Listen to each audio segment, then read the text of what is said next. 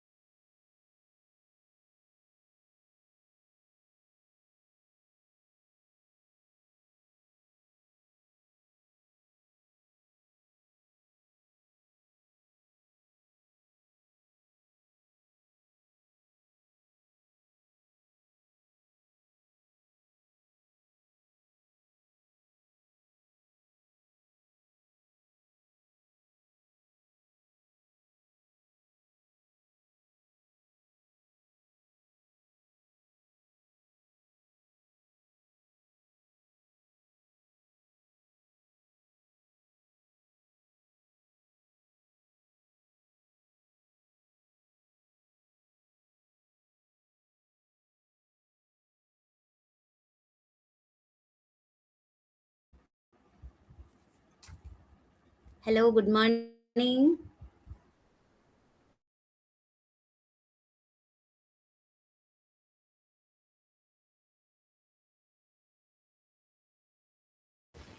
Good morning, Miss.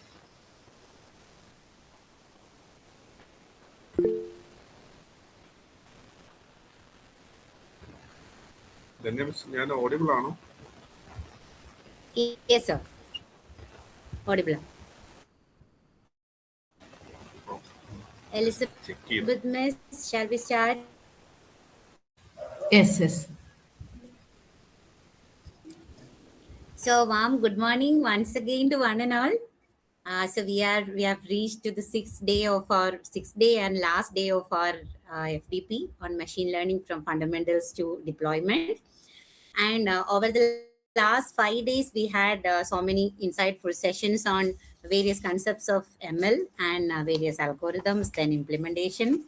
I think you all had a fruitful session over the last days. So today's session will be having a session on explainable AI. And I'm so excited to introduce the resource person. It's none other than our Joe sir, Mr. Joe Matthew Jacob. He's currently working as an assistant professor at engineering department. He would be familiar to you because all the last days he was there with us. Presently, sir is pursuing PhD in artificial intelligence from APJ Abdul Kalam Technological University. So, with due respect, let me invite Joe Matthew sir to today's session. Welcome, sir. Thank you. Okay, shall we start? Okay, over to you, sir. Okay, let me present my screen. Yes, sir. Let's start. And tell me whether the screen is visible.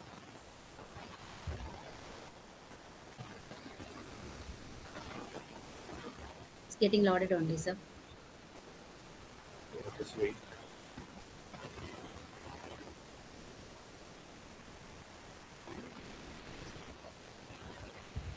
Is the screen visible to everyone? Yes, ma'am.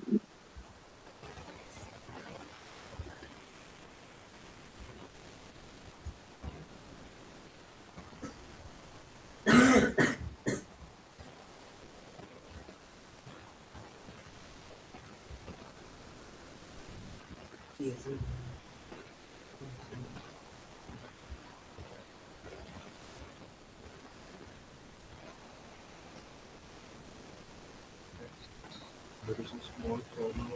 Is it visible to all or? So there is no content at my end. To all the others, is it visible? Is there any content? No content, just a white screen is visible, sir. Blank, yeah, white screen. Amal, sir, good morning. Good morning, Danya.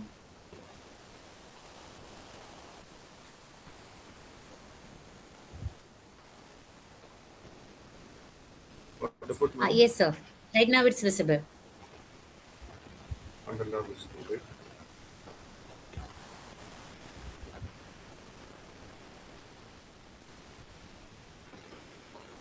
The whole content is visible. Is it okay? Yes, sir. It's okay, sir. You may proceed. Thank you, sir.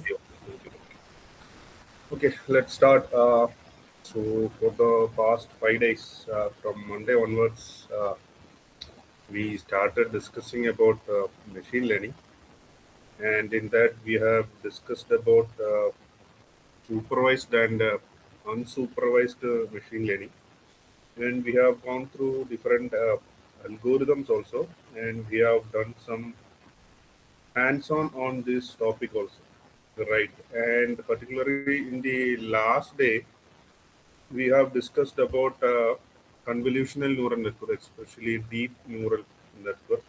In that, we have discussed about CNN model, which we have used to perform a cat and dog image classifier.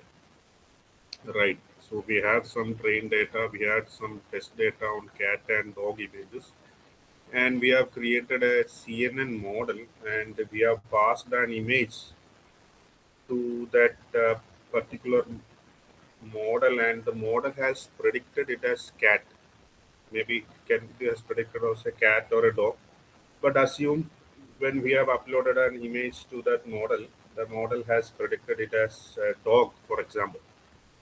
So that was the answer from the model side. Did anyone thought of why the model has predicted it as a dog? Any answer? Did anyone thought of the reason or why or which feature in that image has contributed so that the model has predicted it as a dog rather than cat? Anybody? Any any reason why the model has predicted the image as dog? Right. Okay. So this is where our topics comes into play. Right. This is where the today's topics comes to play. That is known as explainable AI. Okay. So it is not about just what AI predicts. It's about know the reason why the model has predicted. Okay. So this is what we are going to discuss today, and some techniques for explaining why the model has predicted this, which of the feature has contributed, how much it has contributed. So rather than we simply rely on the model's prediction or answer, we must also know the reason behind it. Okay, so that can bring some trust in that model. Suppose these high-end models, okay, today's complex models are mainly used in complex or highly sensitive areas like healthcare. Suppose the doctors in healthcare, if the doctor is using an AI model, which is can be used to decide whether a patient is cancer or not, and the model has predicted it as cancer, and the doctor said to the patient that you have cancer, and some cases the patient may ask the doctor, why doctor, what is the reason behind it? So the doctor cannot simply say the model has predicted as cancer, I don't know the reason. So whenever you use this AI models, we sometimes need to say the reason behind it, which features has contributed, how much it has contributed, so that AI model can bring some trust to those who are using it. Okay, so that is where this explainability comes into play. So this is not only about AI, what AI predicts, but it's all about how or why, especially why it has predicted. Okay, I hope this much is clear to you. Okay, is it okay? Okay. Yes, sir, it's fine.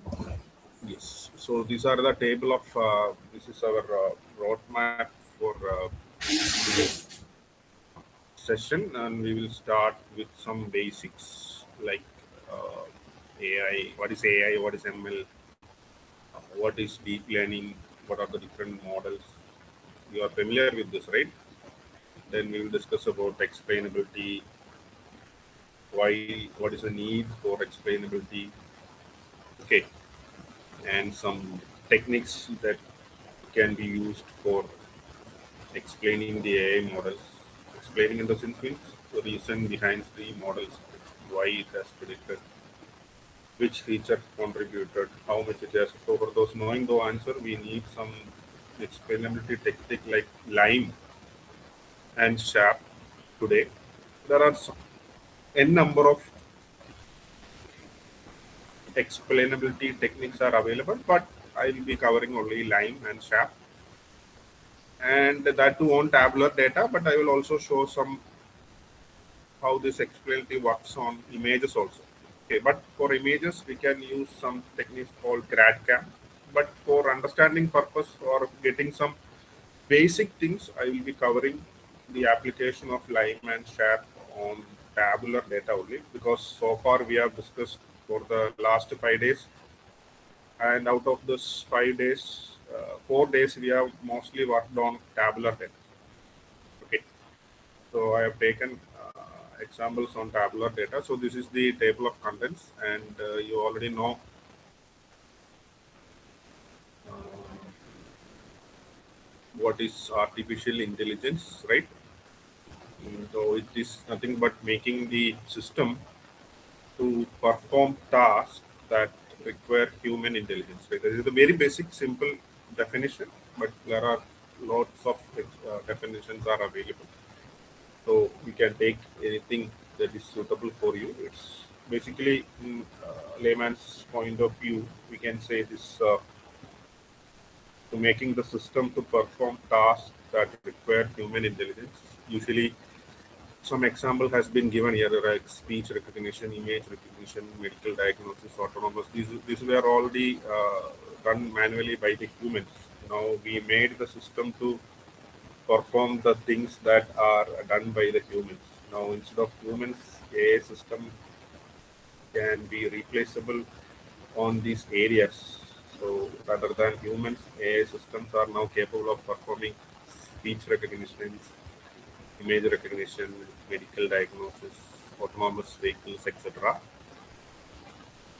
And coming to machine learning, we already know it's nothing but enables the system to learn automatically from experience without being explicitly programmed. Okay, so this was the definition which we have discussed on the very first day, rather than manually programming. That we have seen the difference between traditional programming and machine learning, right? So here there is not for explicitly program. You give the data, you give the input, you give the output. The learning algorithm will find the relationship between the input and the output. Okay, so there is no need for explicitly program. The machine itself will learn from the data, from the experience. So in that we have discussed about supervised learning, unsupervised learning, semi-supervised reinforcement learning. And I think about from this we have mostly discussed on supervised and unsupervised learning. Okay, so these are the things which we know, and this was the topic which we have discussed yesterday, like deep learning. It's a subset of machine learning, and we use artificial neural networks, which has multiple hidden layers, which is capable to automatically extract the features from the data. Okay. So we have discussed a deep learning method yesterday. Okay, Shamsar has given an idea or an introduction about deep learning. So we have seen, we have used convolutional neural network there. That convolutional neural net first layer, which is capable of extracting the important features from the data, and it is fed to a fully connected layer, and that fully connected layer has predicted the image as cat or dog. Okay, so it is highly capable because of the multiple hidden layers. It is capable of identifying the non-linearity in the data. Okay. So that enables the systems to recognize patterns, make decisions, generate output, etc. So these are the fundamentals. Now we have talked about generative AI, transformers, LLM. Everything is made on this technique, right? Deep learning. It consists of many layers of hidden layers. Okay, many hidden layers are there. So deep learning is the basic there. Okay. So these are some applications like computer vision, natural language processing, speech recognition. That the last one is generative AI, like LLM. Everything is what based on this concept of deep learning. Okay, that is the basic. Now we move on to the evolution of AI models. Just as example only, like we have in the very first beginning, we have discussed about machine learning models like linear regression, decision trees, logistic regression, naive Bayes. So we can classify these models into either supervised or unsupervised machine learning. So when coming to the modern models, which are very complex and can be performed to very complex tasks. Okay, and have we have discussed some examples like random forest, XGBoost, CNN, transformers. So these are really very complex models. With see, for example, if you say random forest, it might contain maybe thousands or 5,000 or maybe more than decision trees will be there. And when it comes to SGBoost also, there will be multiple or thousands or maybe more models are trained serially. In convolution network also, we can see many number of hidden layers. Okay, and each layer may contain millions of neurons and might contain weights and parameters. Okay, millions of parameters are there. So when you take that LLM, it contains millions of parameters, maybe billions of parameters will be there. Okay, and transformers also.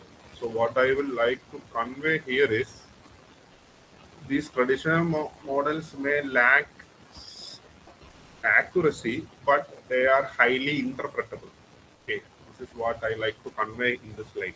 Okay, traditional models lack accuracy, but some produce high accuracy depends upon the data set. When it comes to performing complex operations, these traditional models might give you only limited or less accuracy, but these models are highly interpretable. It is very easily understandable by the human. Okay, the mathematical model behind these traditional models are so simple, so any human can easily interpret the reasoning behind the decision-making process. When it comes to modern models, the architecture or the mathematical models are really very complex because it consists of maybe millions of parameters. So humans might not be easy. It not be easy for the humans to interpret the reason behind the decision making process, as it might contain millions or maybe billions of parameters will be there. So by looking at a particular weight or a particular parameter, the humans won't be easy to say, oh, this weight has contributed this much to the decision making process. So there is a small trade-off between the accuracy and the interpretability. Suppose if the model is less accurate, maybe it is highly interpretable. And when it comes to modern models, they are highly accurate, but it is not interpretable by the humans because human may not be easily interpret the reasons behind the decision making process. So this is what I would like to convey in this particular slide. There is always a trade-off between the accuracy and the interpretability of the model. Interpretability means how good the humans can understand the decision making process. So traditional models may be less accurate, high interpretable, but when it comes to modern models, they may be high in accuracy, but they lack explainability or interpretability. I would like to say interpretability. High accuracy, but less interpretable. So we need some additional techniques to know the reasons. So these explainability techniques will help the humans to understand the decision making process. Okay, why the model has predicted all those questions, answers for those questions we can get it from adding extra techniques that we call it as explainability techniques. Okay, so I hope you have got an idea about what is interpretability and explainability. Interpretable in the sense means the decision making process is not interpretability means as the model is very simple in the sense means human can understand the decision making process. When the model becomes more complex, what the problem is, it is not the reasons or reasoning behind the decision making process is not understandable by the human. So we need explainability techniques. Okay, this is what I like to convey. So moving on to this particular side is very much similar to the previous one. We call this interpretable models. Okay, interpretable models as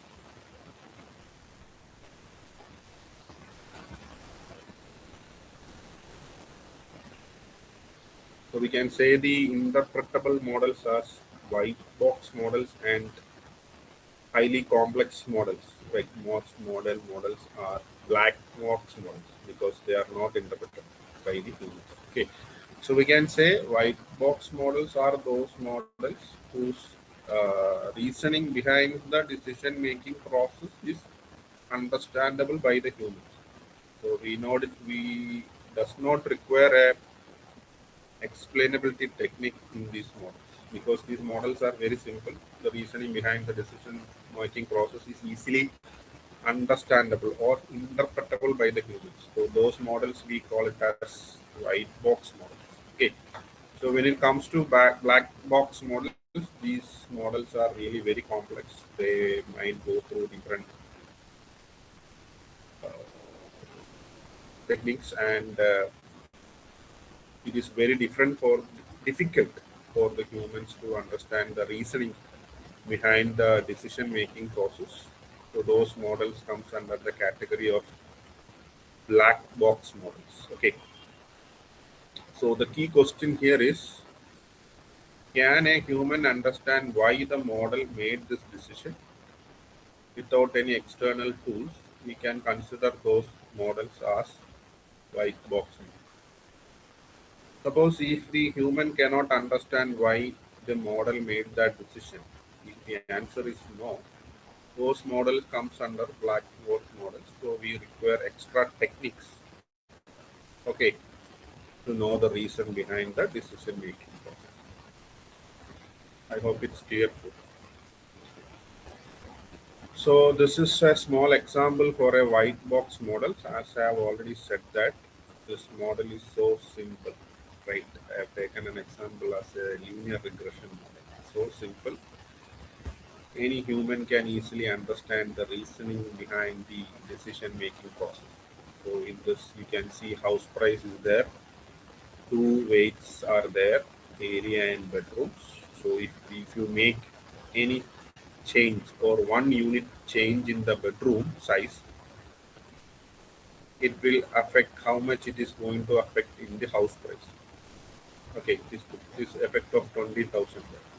And if you change the area by 1 unit, you know it is how much it is going to contribute to the house price, right? So this model is an example for white box model.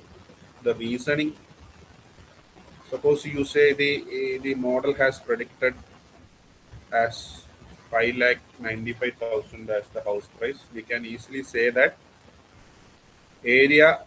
bedroom has contributed more and followed by the area, and how much is contributed in the sense is for 1 unit it has contributed around 20,000, and for area 1 unit change will be contributing 5,000 to the house price. Okay, so this is the model. This is a very simple linear regression model. We have already discussed in the very first, that is on 15th. So substituting the value of 1,000 square feet and for bedroom size is equal to 4, the model will predict it as house value as 5,95,000. So somebody asked, now you know the answer. If somebody asks why the model has predicted 5,95,000, you can simply say because this much is contributed by the bedrooms and this much is contributed by the area. So total about from this equations or this from this linear regression model, we can easily calculate or find the reasons behind the calculations of this particular house price. Okay. It does not require any, I think it does not require any explanation techniques here. The reasoning behind the prediction is known to any human, right? Yes, I. Okay. Next, we move on to another example for a white box model. This is a very simple decision tree with the minimum number of branches. And this is the rule. Okay, if the income is greater than $50K, $50K, and the credit rate is greater than 1,000, the loan will be approved. Suppose if a person comes and apply for a loan, if the loan has rejected, and if the applicant asks why my loan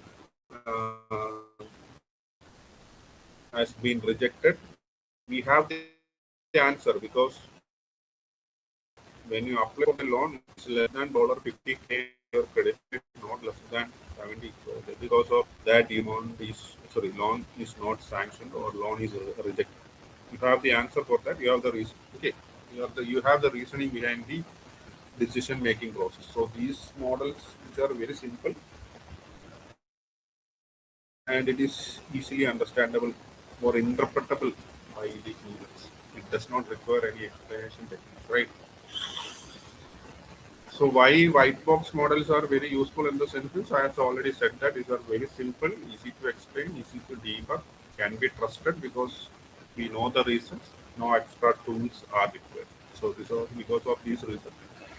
We say this white box models are very useful, but as I already said in the previous slide, they may lack accuracy, but it is highly interpretable. Suppose if we want more accurate models in the senses, sometimes as the data size increases and we have to perform more complex operations, we have to go for black box models only. So when we go to black box models, the mathematical functions becomes more complex. Okay, and it won't be easy for the humans to interpret the reasoning. So to understand the reasoning behind the decision-making process, the user has to use an additional explainability techniques to know the reasons behind the decision-making process. So when it comes to black box models, I have taken an example as neural networks, random forest with maybe 5,000 or 10,000 number of these gradient boosting and deep learning. So these are some common black box models. So even if you take a very simple neural network with to maybe one layer of input layer or one hidden layer and one output layer in the sensor, you can easily see how many parameters are there. Okay, and finding the weights and parameters, you need some time to find out. And also when you back propagate to update the weights, but you cannot simply say which weight has contributed more because there is always an interaction between the layers. Okay. So black box models, what is the problem here is they are very good at accuracy, but they lack interpretability. As the model is so complex, such that the reasoning behind the decision-making process is very hard for the human to understand. So there will be no explanation will be there. So these black box models are, because of their high accuracy, they are used in highly sensitive applications like healthcare, autonomous driving, right? So on those cases, if the model come with the prediction, and if somebody asks why the model has predicted so, you must have an answer. Okay. Suppose if there is no explanation, that model is really hard to trust. No one is going to trust that model. Okay, and there will be, we don't know, there is a bias will be there. Okay. Bias in the sense means, suppose if you are if you are created an AI model, and that AI model is used by a human resource manager in a company to എന്താ പറയാ, like resume ഒക്കെ നമുക്ക് കൊടുക്കുമ്പോഴത്തേക്ക് we can see that how these automate you on. Okay, there will be millions or maybe thousands of applications are coming, so we need to screen all these resumes and find the best one. If it is done manually, it is a tedious process. So we have created a model which is capable of performing screening on this resume, and what we have seen is the model always select men's resume. It is not selecting women's resume, right? For example, so we can say there is a bias will be there. Okay, it is highly biased. The model is highly biased to that gender. Okay, so those things cannot be understandable or undetected in this case if there is no explanation is there, and there are always legal issues are there. Now, because of this GDPR, they tell that if you are coming with a model, there should be an explanatory concept should be there. Okay, so what we try to do is, as these are the problems related with black box model. So what we do is we will come with some explanations.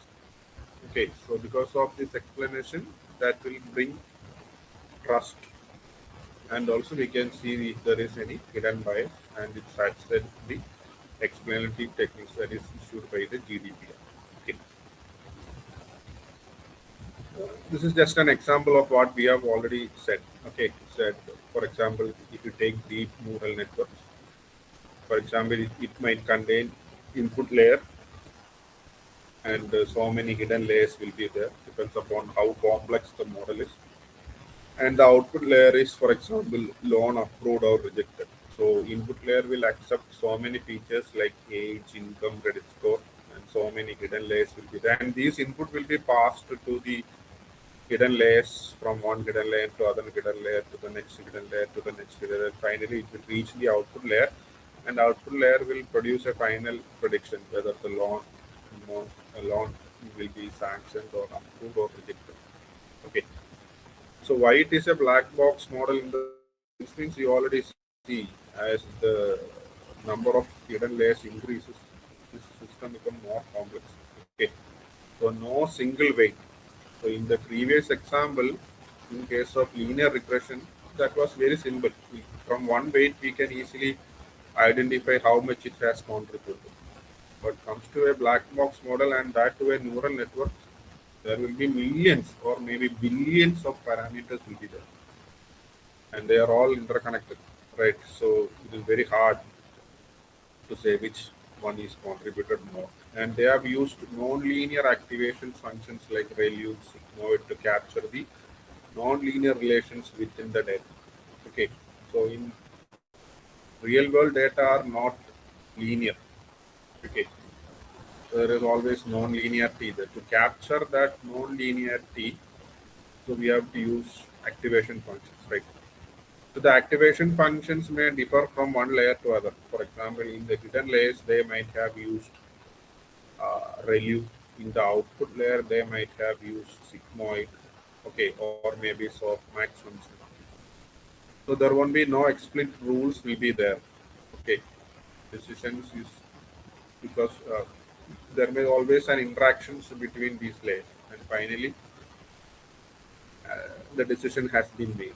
Okay, so finally what happens here is the prediction is loan is rejected or maybe accepted, depends upon the input we have given. The model has come up with a decision that your loan has been rejected, but it is not capable to say the reason behind. So if an applicant comes and gives the input to the AI model said as predicted as your loan has been rejected. Suppose if the applicant asks why my loan has been rejected in the sense, there won't be any answer. Will be there. Okay. So for an example, a deep neural network with 300 layers and hundreds of neurons each, okay, might have more than 10,000 parameters, and it is very hard or impossible for the humans to interpret the reasoning behind the decision making process manually. It is very hard, okay, and very difficult. It is possible, but it is very hard. So, coming to the next slide, we will be discussing. So, same concept, interpretable and explainable. So, what you keep in mind is the simple models, that is black box models, are interpretable.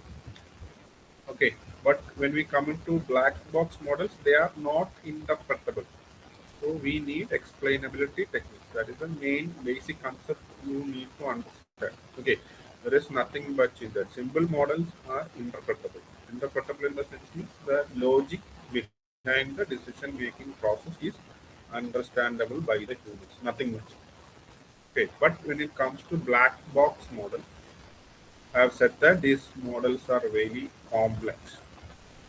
Okay, it is really hard for the humans to interpret the meaning or reason behind the decision making process. So what we need is an additional techniques. That techniques we call it as explainable techniques. These explainable techniques will help you to understand, or it will give you the reasons behind the decision making process. Okay, that is what this particular slide contains. So it focuses on why a prediction was made. Okay. So what is explanation?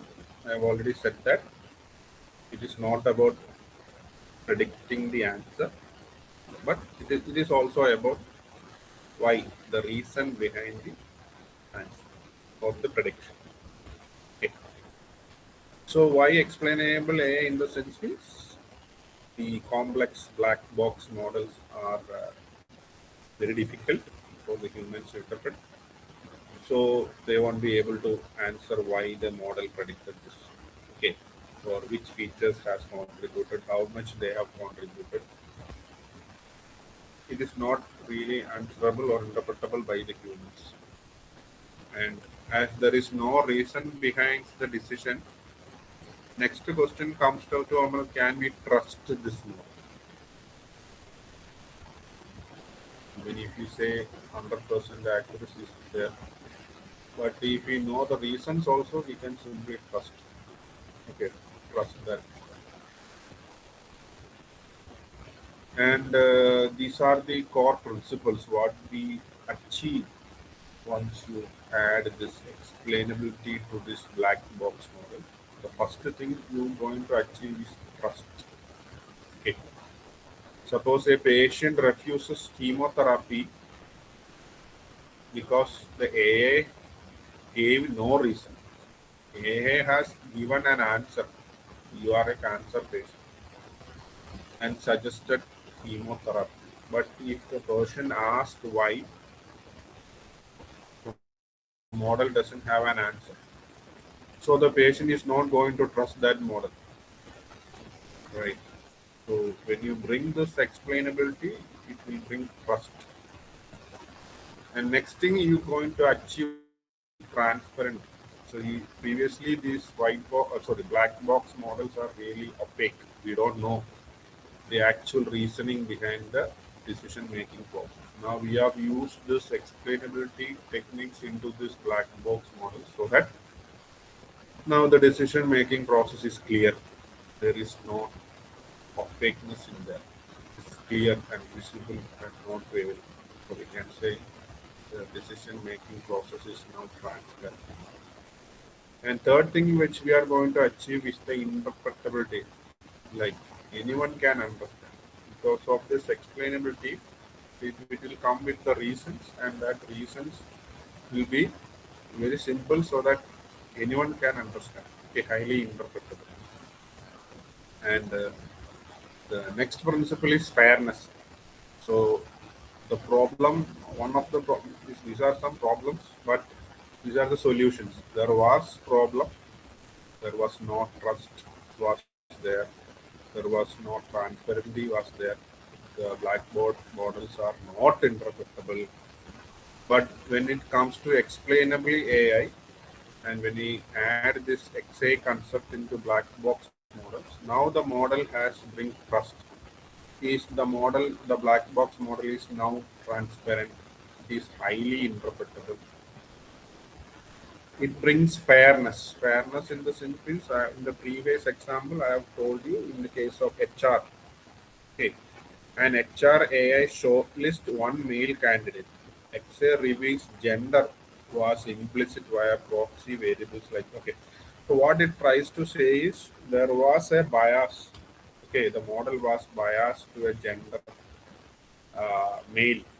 Okay, so there was no fairness in that. So when we add that explainability concept, we came to know that the model has always selected the gender because there is a bias. The model was biased towards the gender. Okay, so we can make some changes in the algorithms so that we can bring fairness. All features are treated equally. That is fairness. There is no bias. Okay, and last thing what we trying to achieve using this XA technique is accountability. Someone is there to answer. Okay, suppose if an autonomous vehicle comes, maybe caused an accident, so we can't simply say, "Sir, I don't know the answer. It has met collided," but we should also say the reason behind why it has happened. So we can also bring accountability by adding XA techniques to the uh, black box models. Okay.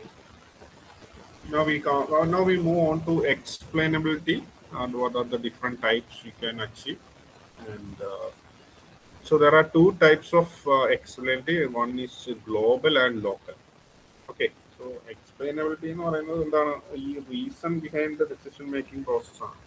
So if you say global in the sense means that explainability technique is going to tell the overall model behavior. Okay. Out of all the features, which are the features that are contributed much? Okay. That is all about this global explanation. Suppose in that, I'll give you an example. For example, if you had given some 1,000 images for cat and dog to a convolutional neural networks, and the neural network has come, so the CNN has come up with the prediction it as cat. Okay, and we want to know the reason why the model has predicted that image as cat.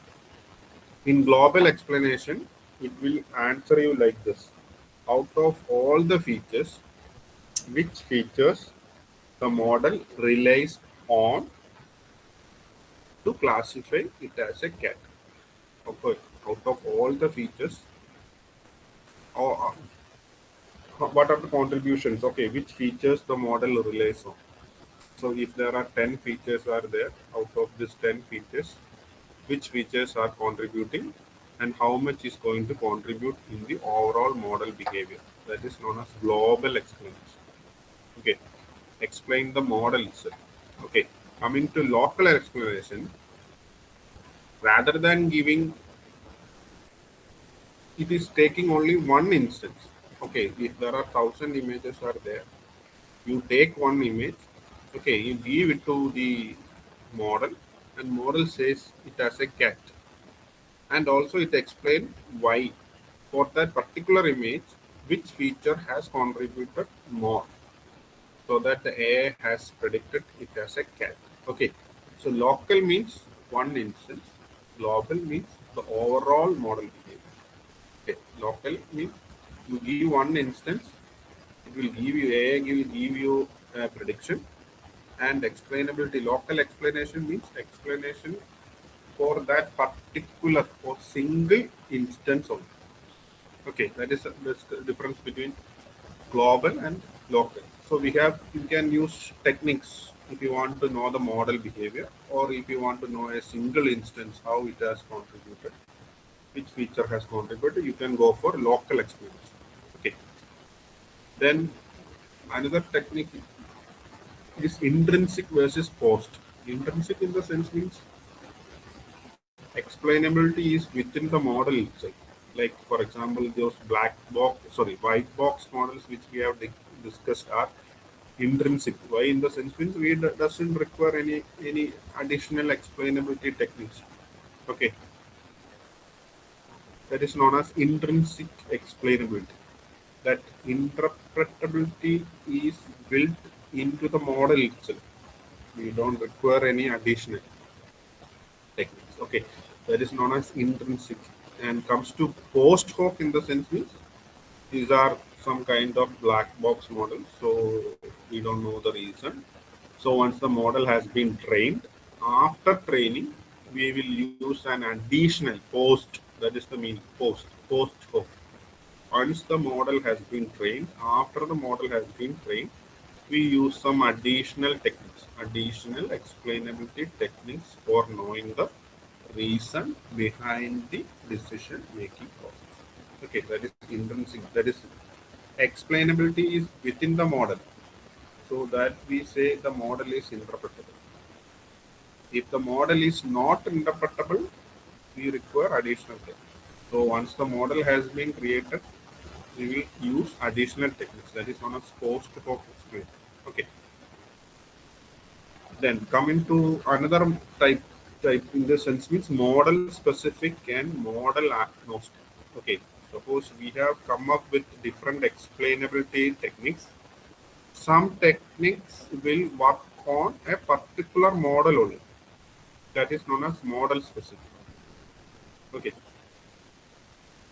ചില മോഡലുകളോട് മാത്രമേ ആ particular explainability techniques work ചെയ്യൂ. So different models will be there, right? So if you create an explanatory techniques, it won't work with all the models. Okay. So we have to create a explainability techniques for that particular model. That is model specific. And that explainability technique won't work with another model. Okay. That is model specific. Model agnostic in the sense means this particular explainability techniques will work with any kind of model. Okay. So it can work with Neon, CNN, whatever. Any black box model you can work. That is model agnostic. And these are some applications in which you can use this explainability concept in healthcare, because these are very much used in those areas where these applications are means critical, right? Critical, for example, in healthcare, in autonomous driving. Okay, so on those cases, we require not only the answer, but we also require the reasons also. So explainable AI techniques are very much used in healthcare.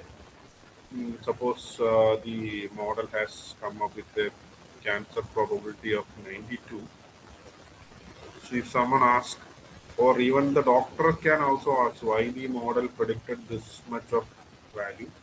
Suppose if the model is not not giving the reasons, because it is a black box model, it is very difficult for the doctor to interpret, right? So we can bring XII to the healthcare. So this explainability techniques in this case can answer that because the tumor size is 35%, contributing largely to the cancer probability, and the cell density also contributing 25%, and the patient age is contributing around 15%. Now, the doctor has some know the reasons, right, behind the predictions or why it has predicted as cancer. Okay, so high sensitive areas we can use this X-ray techniques. Okay, then also in finance also, because if somebody comes and apply for a loan, and if the loan is rejected, and if we don't have an answer for that why the loan has been rejected,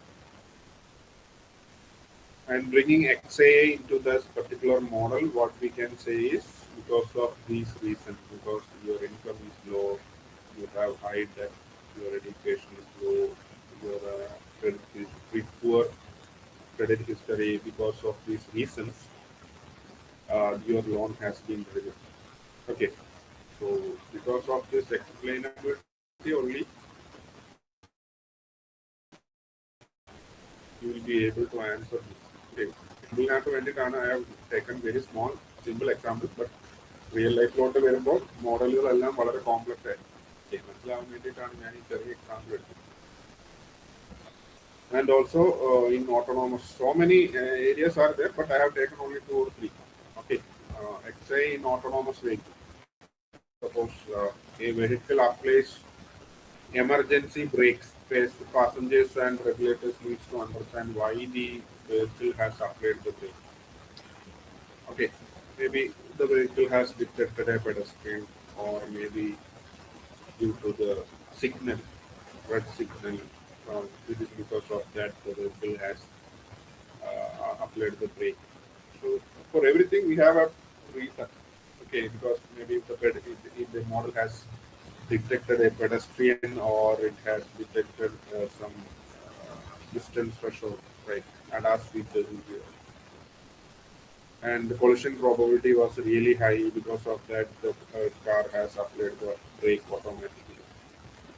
Okay. So those things can be answered. But this thing comes under the accountability. If there comes any problem, someone has to take the responsibility, or someone has to be answerable. Why? That comes, this will comes under that accountability part.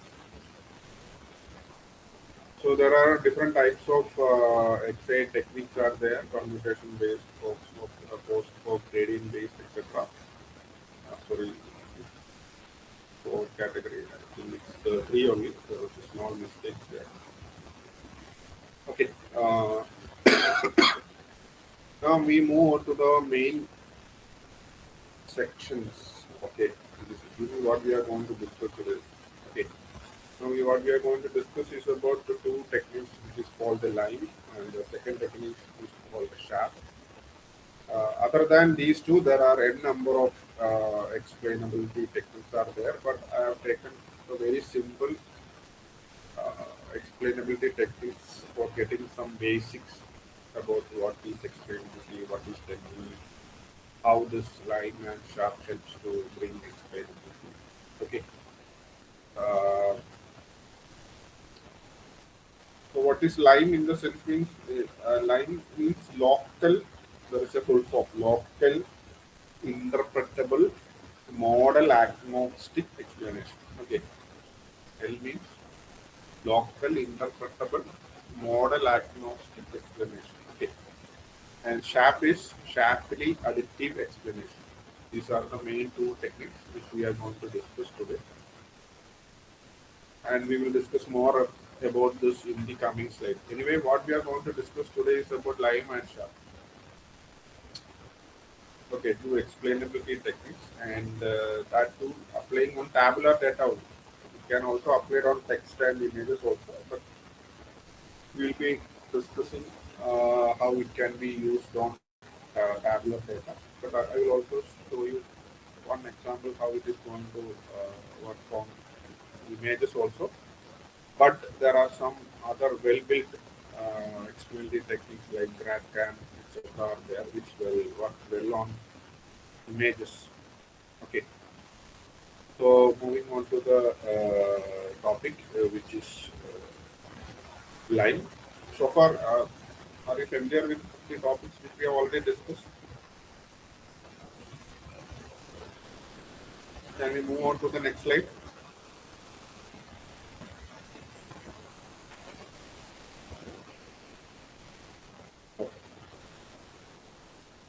So let's start with line, that is local interpretable model agnostic explanation. That is the full form here. So local in the sense means it is going to explain the prediction using or prediction for a particular. You take one instance. Suppose you take a tabular data set. It consists of, for example, 100 instances are there. You want to know about one instance in that data set. Okay, you take that instance, you give it to a model.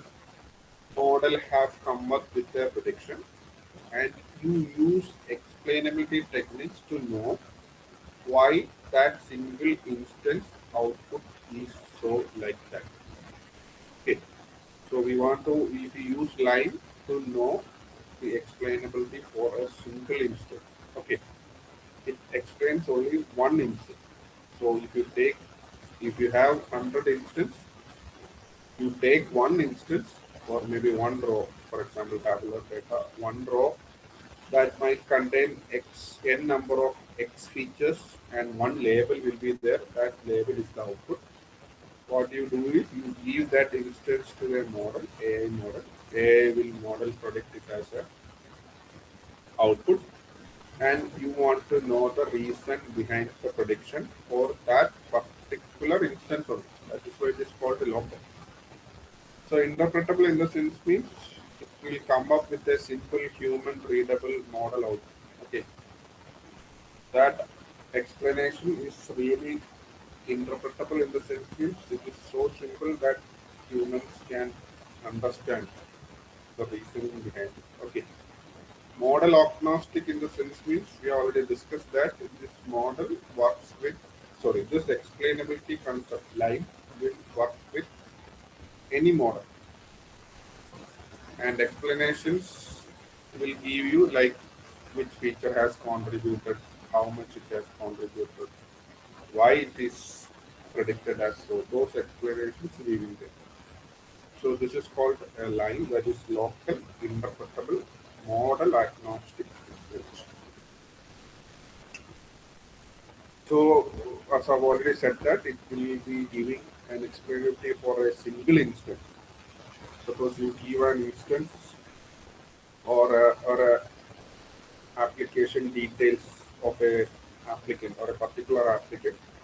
Those information has been given to a black box model, and that black box model has predicted it as loan approved is yes, and the customer asked why.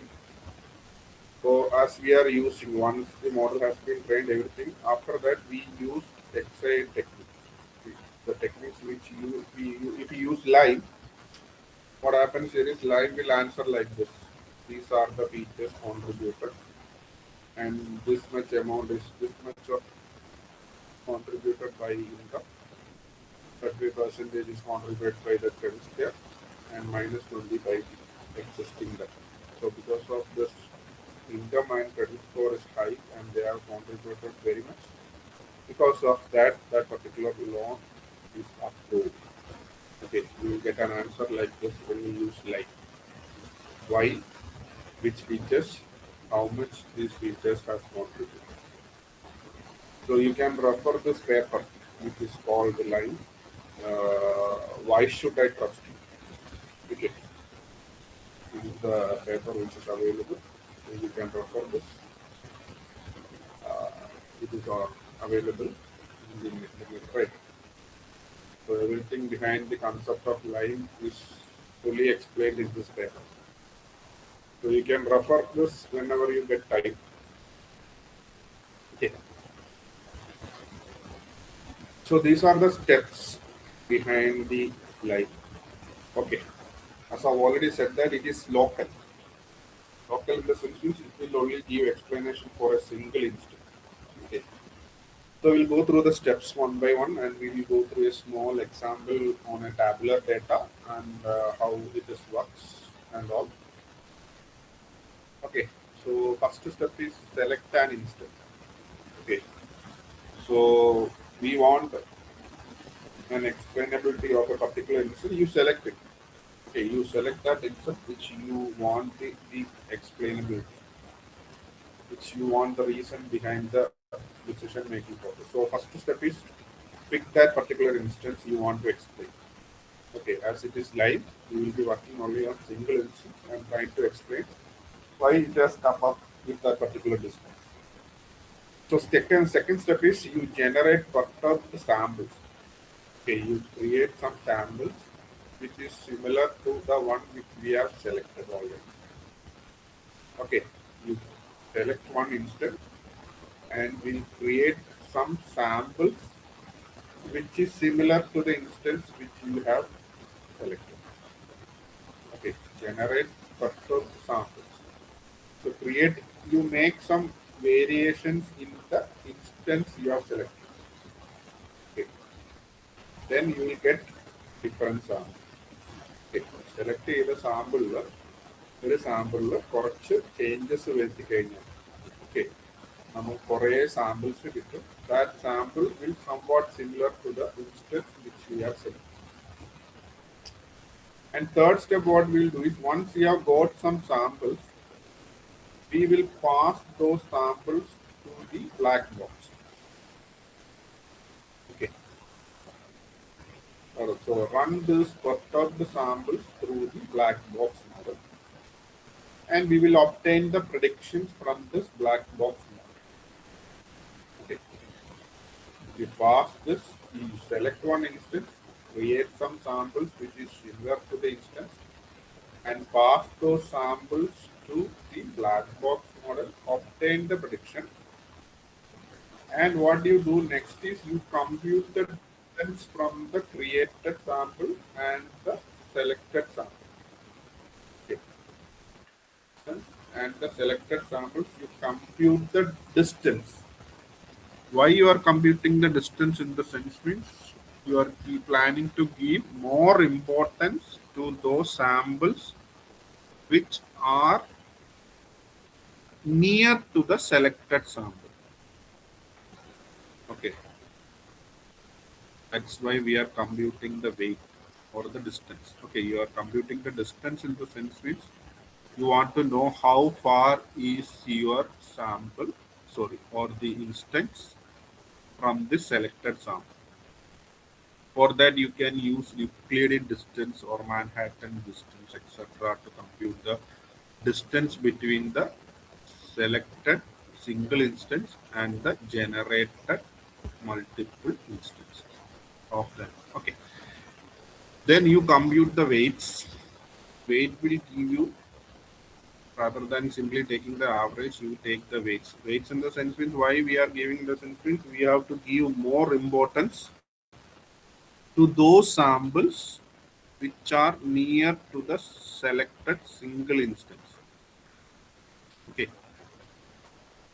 നമ്മളൊരു sample എടുത്തു, ആ സാമ്പിളിനോട് similar ആയിട്ടുള്ള generate ചെയ്യുന്ന കുറച്ച് samples generate ചെയ്തു.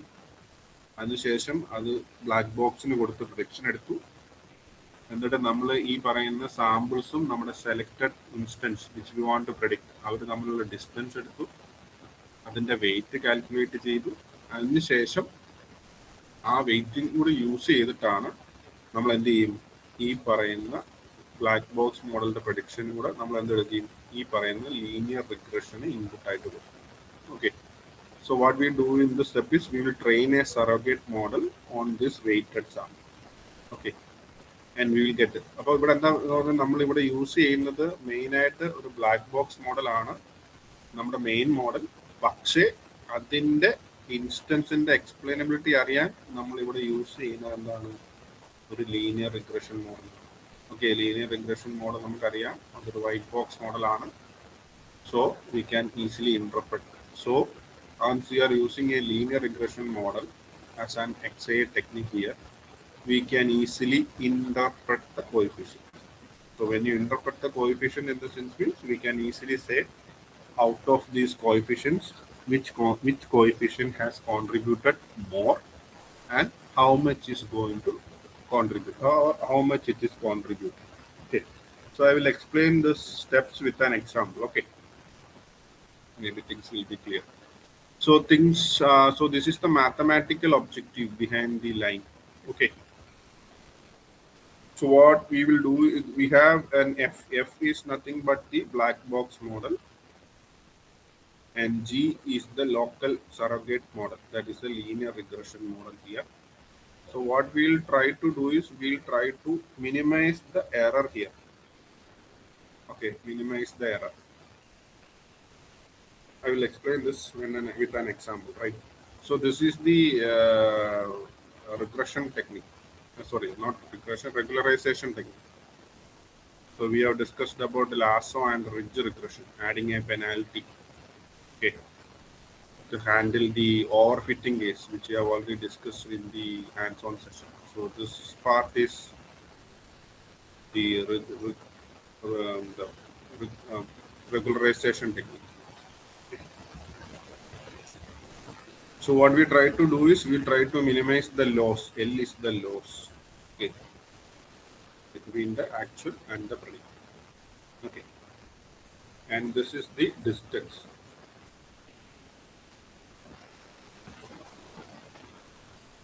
So this is the equation which we can use to find the distance. Okay, in that step which we have discussed is you compute the distance and calculate the weight.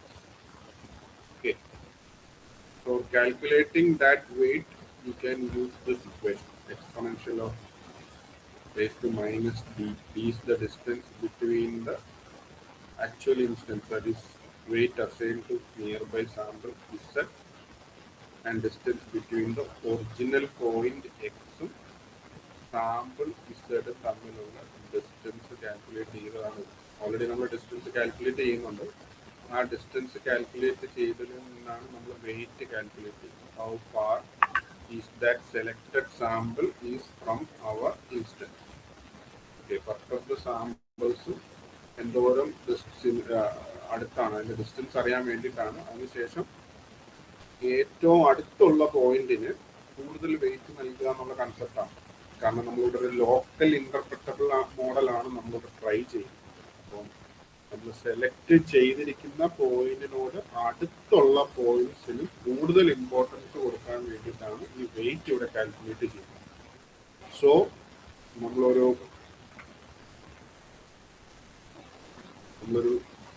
For example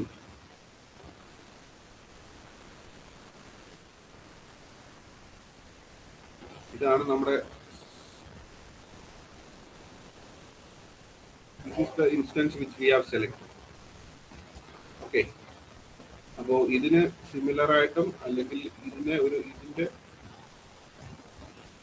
കുറച്ച് variations, അതായത് ഈ cross ഇട്ടിരിക്കുന്നത് ഒരു instance ആണ്.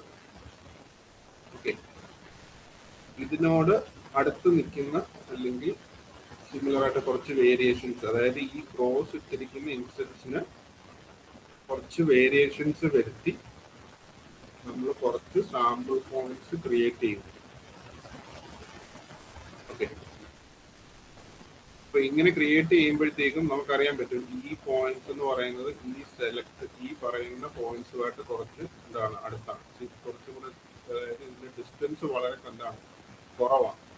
അപ്പോൾ ഈ പറയുന്ന പോയിന്റ്സിന് നമ്മൾ എന്ത് ചെയ്യും, കൂടുതൽ വെയിറ്റ് കൊടുത്ത് കിട്ടും. അതിന് വേണ്ടിയിട്ടാണ് നമ്മൾ ഈ ഡിസ്റ്റൻസ് മെഷർ ചെയ്യുന്നത്. ഓക്കെ, കാരണം ഈ പറയുന്ന പർട്ടിക്കുലർ ഇൻസ്റ്റൻസിനോട് അടുത്ത് നിൽക്കുന്നെന്ന് പറയുന്നത് ഇതുമായിട്ട് സിമിലർ തന്നെ ആയിരിക്കും, ഏകദേശം ഇതിന്റെ പ്രൊഡിക്ഷൻ തന്നെ ആയിരിക്കും ഈ പറയുന്ന ബാക്കിയുള്ള ഇൻസ്റ്റൻസും പ്രൊഡിക്റ്റ് ചെയ്യാനുള്ള ചാൻസ്.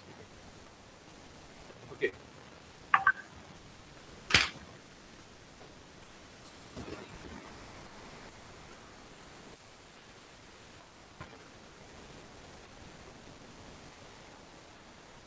അപ്പോൾ നമുക്കൊരു എക്സാമ്പിൾ വെച്ച് നോക്കാം. Okay, so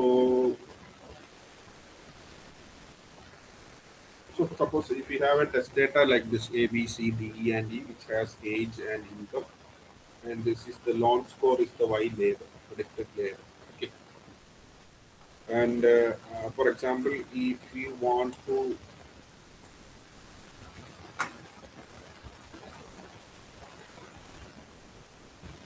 suppose in your data set, if you have this data set and if we have selected this particular instance, അപ്പോൾ ഈ ഇൻസ്റ്റൻസ് നമ്മൾ സെലക്ട് ചെയ്യുന്നു. ഈ ഇൻസ്റ്റൻസ് എന്തുകൊണ്ട് 62 സെലക്ട് ചെയ്യുന്നു? ലോൺ നമുക്ക് ഈ പറയുന്ന സി എന്ന് പറയുന്ന ലേബൽ ചെയ്തിരിക്കുന്ന ഇൻസ്റ്റൻസിന്റെ എന്താണ് അറിയേണ്ടത്? എക്സ്പ്ലെയിനബിലിറ്റി ആണ്. Why the model has predicted. Okay, ഇതാണ് നമുക്ക് അറിയേണ്ടത്. അപ്പൊ നമ്മൾ ഫസ്റ്റ് സ്റ്റെപ്പ് എന്ന് ഞാൻ നേരത്തെ പറഞ്ഞത് സെലക്ട് ആൻ ഇൻസ്റ്റൻസ്. അതിനുശേഷം എന്ത് ചെയ്യും? നമ്മൾ നേരത്തെ അറിയാം, നമുക്ക് ഈ പറയുന്ന ഇതായിരുന്നു നമ്മുടെ ഇൻസ്റ്റൻസ് എന്ന് പറയുന്നത്. ഓക്കെ, അപ്പൊ ഇതിന് സിമിലർ ആയിട്ട് നമ്മൾ എന്ത് ചെയ്യും? കുറച്ച് സ്റ്റെപ്പിൽ സാമ്പിൾസ് ജനറേറ്റ് ചെയ്യും. That is second step. ഇത് നോക്കി കഴിഞ്ഞാൽ ഇത് ഒറിജിനൽ 35 ആണ്. ഈ 35ന് കുറച്ച് വേരിയേഷൻസ് വരുത്തി നമ്മൾ കുറച്ച് സാമ്പിൾസ് ഇവിടെ ക്രിയേറ്റ് ചെയ്യണം. 34, 36, 37, 33, 30, 40. അതുപോലെ ഈ 60ലും ചെറിയ വേരിയേഷൻസ് വരുത്തി നമ്മൾ അതിനോട് സിമിലർ ആയിട്ട് നിൽക്കുന്ന രീതിയിലുള്ള ഡേറ്റ നമ്മൾ ജനറേറ്റ് ചെയ്യണം. അപ്പൊ ഇതിന്റെ എക്സ്പ്ലനേഷൻ ആണ് നമുക്ക് അറിയേണ്ടത്. അതിനു വേണ്ടി നമുക്ക് ഇതിനോട് ചെറിയ വേരിയേഷൻസ് വരുത്തി കുറച്ച് സാമ്പിൾസ് നമ്മൾ ക്രിയേറ്റ് ചെയ്യാം. സാമ്പിൾസ് എന്ന് പറയുന്നത് S1, S2, S3, S4, S5 ആണ്.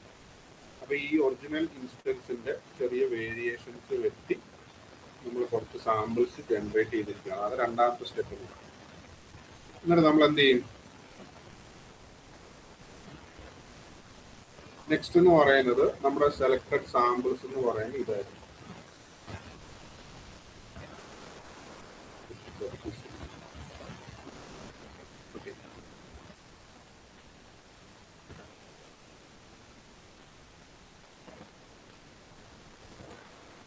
ഇതായിരുന്നു നമ്മുടെ സെലക്ടഡ് സാമ്പിൾസ്. ഈ കഴിഞ്ഞ തൊട്ട് മുമ്പത്തെ സ്ലൈഡിൽ ഇതായിരുന്നു നമ്മുടെ സെലക്ടഡ് സാമ്പിൾ. അത് നമ്മൾ എന്ത് ചെയ്യാൻ അറിയാം? ഈ സെലക്ടഡ് സാമ്പിളിനെ നമ്മൾ എന്ത് ചെയ്യും? ഈ സാമ്പിൾ ഇതേപോലെ നമ്മുടെ ബ്ലാക്ക് ബോക്സിന് കൊടുക്കും. നമ്മുടെ എ മോഡൽ, മോഡൽ നെറ്റ്വർക്ക് അങ്ങനെ എന്തെങ്കിലും ഒരു മോഡലാണെന്ന് വിചാരിക്കും. ഫോർ എക്സാമ്പിൾ ഇത് കൊടുത്ത് കഴിയുമ്പോഴത്തേക്കും ഈ ബ്ലാക്ക് ബോക്സ് എന്ത് പ്രൊഡക്റ്റ് ചെയ്യും? ഈ പർട്ടിക്കുലർ ഇൻസ്റ്റൻസിന് ഇതാണ് അതിന്റെ ലോങ് സ്കോറിൽ പ്രൊഡക്റ്റ് ചെയ്യും. ഈ പർട്ടിക്കുലർ ഇൻസ്റ്റൻസിന് ഇതാണെന്ന് പ്രൊഡക്റ്റ് ചെയ്യും. ഇതാണ് അതിന്റെ കറസ്പോണ്ടിങ് പ്രൊഡക്ഷൻ. ഇങ്ങനെ പ്രൊഡക്ഷൻസ് കിട്ടിയതിന് ശേഷം നിങ്ങൾ എന്താ ചെയ്യുന്നതെന്ന് വെച്ച് കഴിഞ്ഞാൽ നമ്മുടെ സെലക്ടഡ് ഒറിജിനൽ ഇൻസ്റ്റൻസ് ഇതായിരുന്നു. ഓക്കെ, ഇതായിരുന്നു നമ്മുടെ സാമ്പിൾസ് എന്ന് പറയുന്നത്. അപ്പൊ ഈ ഇപ്പൊ കണ്ടുപിടിക്കുന്നതെന്ന് പറഞ്ഞു കഴിഞ്ഞാൽ ഈ ഒറിജിനൽ ഡിസ്റ്റൻസും ഈ സാമ്പിൾസും തമ്മിലുള്ള ഡിസ്റ്റൻസ് കാൽക്കുലേറ്റ് ചെയ്യാനുള്ളത്. അതിന് വേണ്ടിയിട്ട് നമുക്ക് ഈ പറയുന്ന ഡിസ്റ്റൻസ് യൂസ് ചെയ്യും. 35 മൈനസ് 34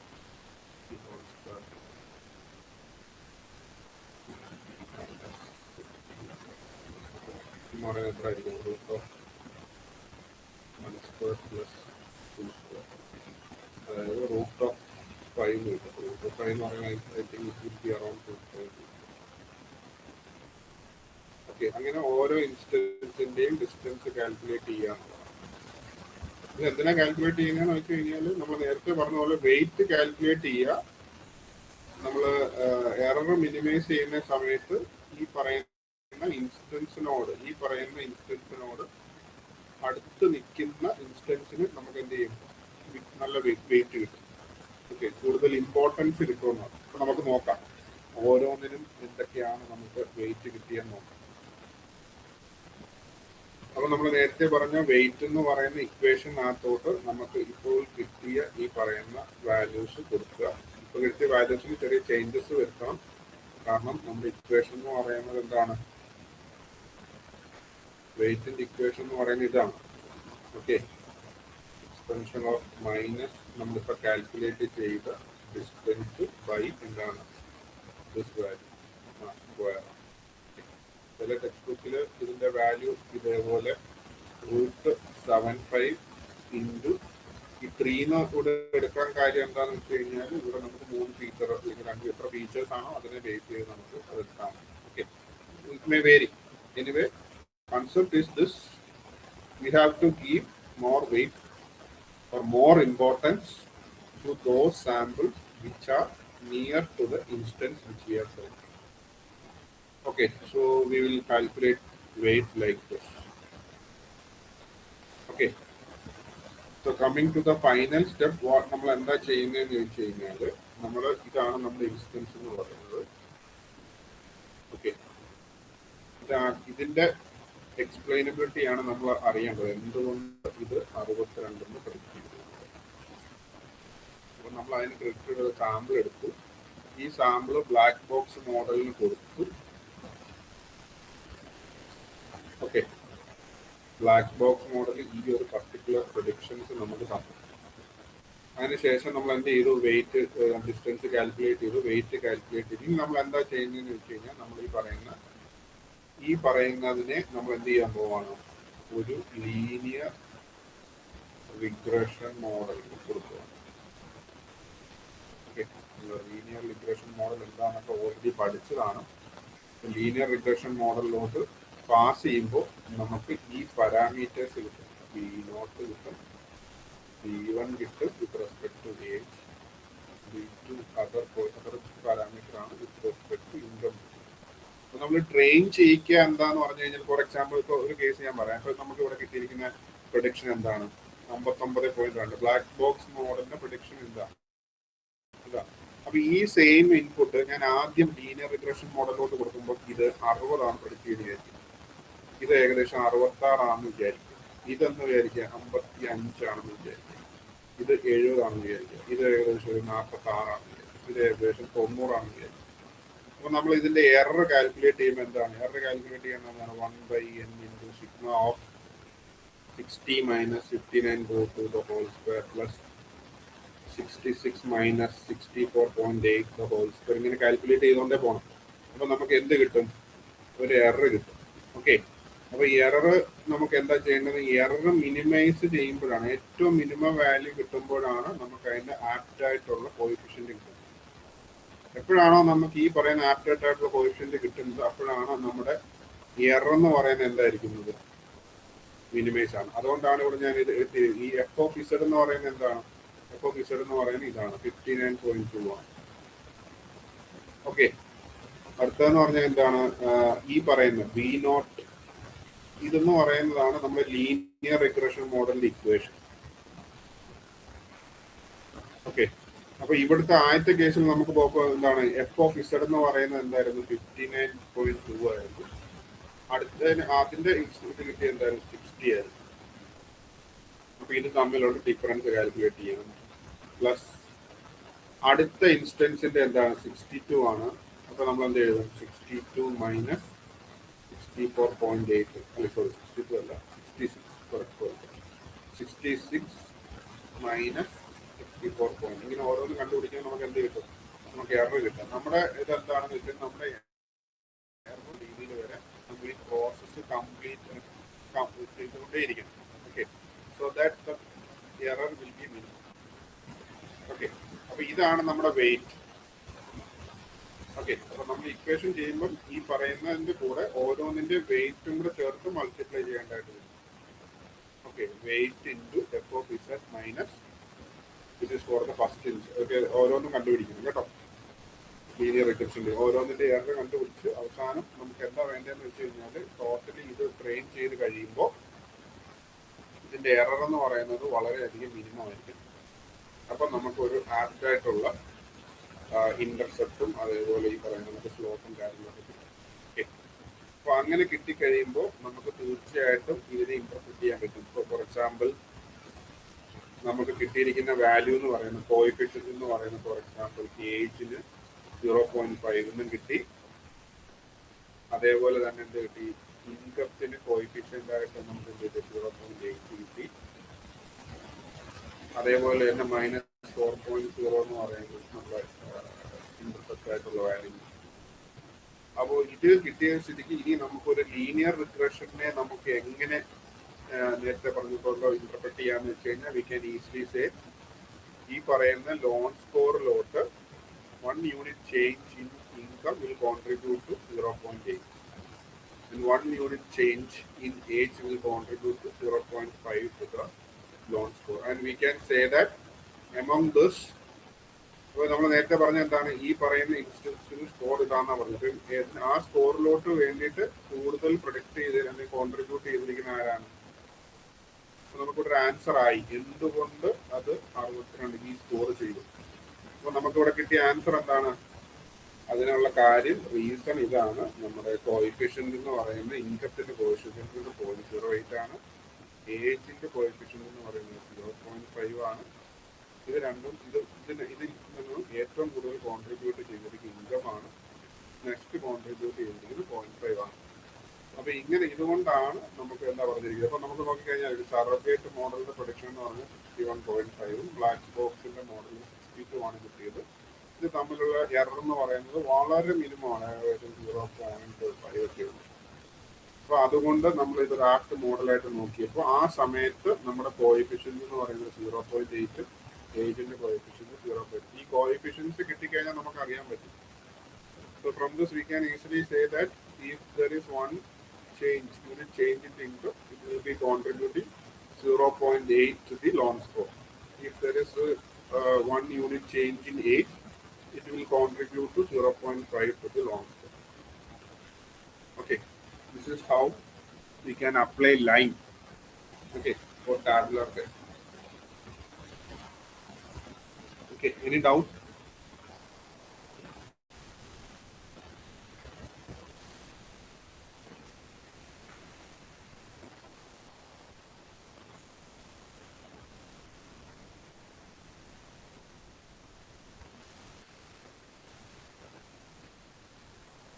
നോൺ ലീനിയാരിറ്റി അല്ലെങ്കിൽ കോംപ്ലക്സ് മോഡലിൽ നമുക്ക് എക്സ്പ്ലെയിനബിലിറ്റി കൊണ്ടുവരാൻ ഭയങ്കര ബുദ്ധിമുട്ടാണ്. ഓക്കെ, ഈ പറയുന്ന കോംപ്ലക്സ് ആയിട്ടുള്ള മോഡൽസുകളിൽ ഡാറ്റാ സെറ്റ് ഇങ്ങനെയൊക്കെയാണ്. ഇതിനെ ഈ ഒരു രീതിയിലാണ് ഇതിനെ എന്ത് ചെയ്തിരിക്കുന്നത്, ഡിവൈഡ് ചെയ്തിരിക്കുന്നത്. ഫ്രോം 1 to അതിന് പല ക്ലാസ്സസ് ആയിട്ട് ഡിവൈഡ് ചെയ്തിരിക്കുന്നത്. അപ്പോൾ ഇതിൽ നിന്നും പ്രഡിക്ഷൻ നമുക്ക് അല്ലെങ്കിൽ റീസൺ പറയാൻ ബുദ്ധിമുട്ടാണ്. അപ്പോൾ നമുക്ക് റീസൺ പറയേണ്ടത് ഏതാണോ, ഫോർ എക്സാമ്പിൾ ഇതിന്റെ റീസൺ ആണ് അറിയേണ്ടതെങ്കിൽ ഇതിനെ നമ്മളിങ്ങനെ എടുക്കും. ഓക്കെ, ഇതിനെ നമ്മളിങ്ങനെ എടുക്കും. ബാക്കിയെല്ലാം അതേപോലെ ഇതിനെ നമ്മളിങ്ങനെ എടുത്തിട്ട് ഇതിന് ചെറിയ വേരിയേഷൻസ് വരുത്തി നമ്മൾ കുറച്ച് ഡാറ്റാ സെറ്റുകൾ ക്രിയേറ്റ് ചെയ്യും. എന്നിട്ട് ഈ ഡാറ്റാ സെറ്റിന്റെ ഡിസ്റ്റൻസ് നോക്കി ഇതിന്റെ വെയിറ്റ് നോക്കിയിട്ട് അപ്പോൾ ഈ പറയുന്ന സെലക്ട് ചെയ്ത ഇൻസ്റ്റൻസിന് വേരിയേഷൻസ് വരുത്തിയതിനെ നമ്മൾ എന്ത് ചെയ്യും, ബ്ലാക്ക് ബോക്സ് മോഡലിനെ അങ്ങോട്ട് കൊടുത്തിട്ട് അതിന്റെ പ്രഡിക്ഷൻസ് അറിയും. എന്നിട്ട് ഇതിനെ ഒന്ന് ട്രെയിൻ ചെയ്ത് നോക്കുമ്പോഴത്തേക്ക് അല്ലെ ലീനിയർ റിഗ്രഷൻ മോഡൽ വെച്ച് ട്രെയിൻ ചെയ്ത് നോക്കും. ട്രെയിൻ ചെയ്യാൻ എന്താണെന്ന് വെച്ച് കഴിഞ്ഞാൽ മനസ്സിലായല്ലോ. ബ്ലാക്ക് ബോക്സ് മോഡലിന്റെ കിട്ടുന്ന പ്രഡിക്ഷനും ഈ പറയുന്ന മോഡലിന് കിട്ടിയ പ്രഡിക്ഷൻ എന്ന് പറയുന്നതിന്റെ ഡിഫറൻസ് അല്ലെങ്കിൽ എറർ എന്ന് പറയുന്നത് എന്തായിരിക്കും, മിനിമം ആക്കുക എന്നുള്ളതാണ് നമ്മൾ ലീനിയർ റിഗ്രഷൻ വെച്ച് ട്രെയിൻ ചെയ്യാൻ ഉദ്ദേശിക്കുന്നത്. എപ്പോഴാണോ നമുക്ക് എറർ മിനിമം ആവുന്നത് അപ്പോഴത്തെ കോഎഫിഷ്യൻസ് ആണ് നമ്മൾ അതിനെ ഡിസ്ക്രൈബ് ചെയ്യാൻ വേണ്ടി എടുക്കുന്നത്.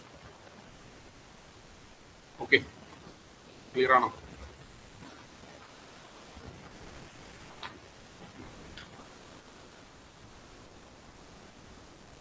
Okay, then move on to the second type, that is known as Shapley, which is called Shapley additive explanation. Okay, it is based on game theory foundations. Okay, and we need to find out how much each feature is contributing to the prediction. So this is the second technique which we are going to. First we have discussed about line. So SHAP can be either, for example, it can be used for giving explainability for a single instance, or it can be used for finding the overall model behavior.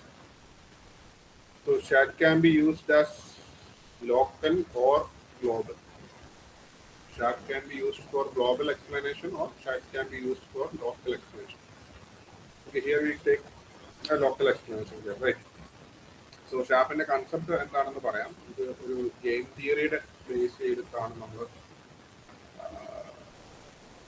Concept കൊണ്ടുവന്നിരിക്കുന്നത്. Okay, game theory എന്ന് പറയുന്നത് എന്താണ്, ഈ പല players ഒരുമിച്ച് work ചെയ്തിട്ടാണ് നമ്മളൊരു common ഒബ്ജക്റ്റിലോട്ട് വരുന്നത്.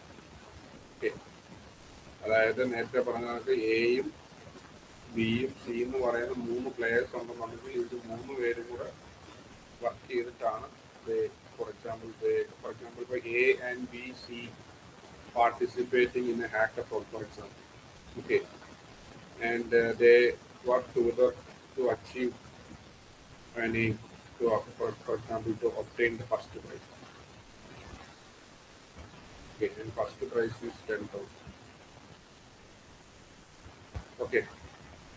Now the thing is how we are going to divide this money fairly to these individuals without any problem.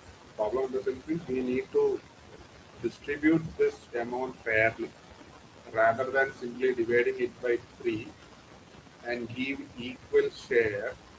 Rather than doing this, what we do is we need to find out the contribution of each member. Which one has contributed more? And we will divide this prize money according to the contribution by each one. ഏറ്റവും സിമ്പിളായിട്ട് പറയുകയാണെന്നുണ്ടെങ്കിൽ നമുക്ക് എല്ലാവർക്കും അറിയാം, നമ്മൾ ഈ project ഒക്കെ ചെയ്യുമ്പോൾ പിള്ളേരൊരു ഗ്രൂപ്പായിട്ട് തിരിക്കുക. ഗ്രൂപ്പായിട്ട് തിരിച്ചു കഴിയുമ്പോൾ അവസാനം നമുക്ക് എന്ത് ഒരു ഗൈഡിന് ഇടുന്ന മാർക്ക് വരും. അപ്പോൾ ഗൈഡിന്റെ മാർക്ക് എന്ന് പറയുന്നത് ചിലപ്പോൾ എനിക്ക് തോന്നുന്നു 30 മാർക്കിനാണ്. അപ്പോൾ 30 മാർക്ക് നിങ്ങൾ എല്ലാവർക്കും 30 ഇട്ട് കൊടുക്കുക, അല്ലെങ്കിൽ എല്ലാവർക്കും 29 ഇട്ട് കൊടുക്കുക, അല്ലെങ്കിൽ എല്ലാവർക്കും 28 ഇട്ട് കൊടുക്കുക. നിങ്ങളുടെ ഗ്രൂപ്പിന് 4 പേരുണ്ട്, പ്രൊജക്ട് ഗ്രൂപ്പ്. ആരെങ്കിലും ഒരു ഗൈഡാണെന്ന് വിചാരിക്കുക, നിങ്ങളുടെ കീഴിൽ 4 സ്റ്റുഡൻ്റ് ഉണ്ട്. 4 സ്റ്റുഡൻറ്റിൻ്റെയും ഗൈഡ് മാർക്ക് വരുമ്പോൾ നിങ്ങൾ എല്ലാവർക്കും ഒരേപോലെ ഡിവൈഡ് ചെയ്ത് കൊടുക്കാറാണോ പതിവ്?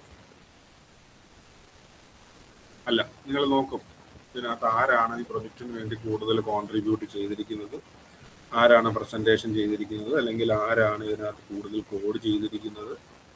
അപ്പോൾ അതിനെ ബേസ് ചെയ്തിട്ട് ഏറ്റവും കൂടുതൽ കോൺട്രിബ്യൂട്ട് ചെയ്ത ആൾക്കാർക്ക് നിങ്ങൾ എന്ത് ചെയ്യും, കൂടുതൽ മാർക്ക് കൊടുക്കും.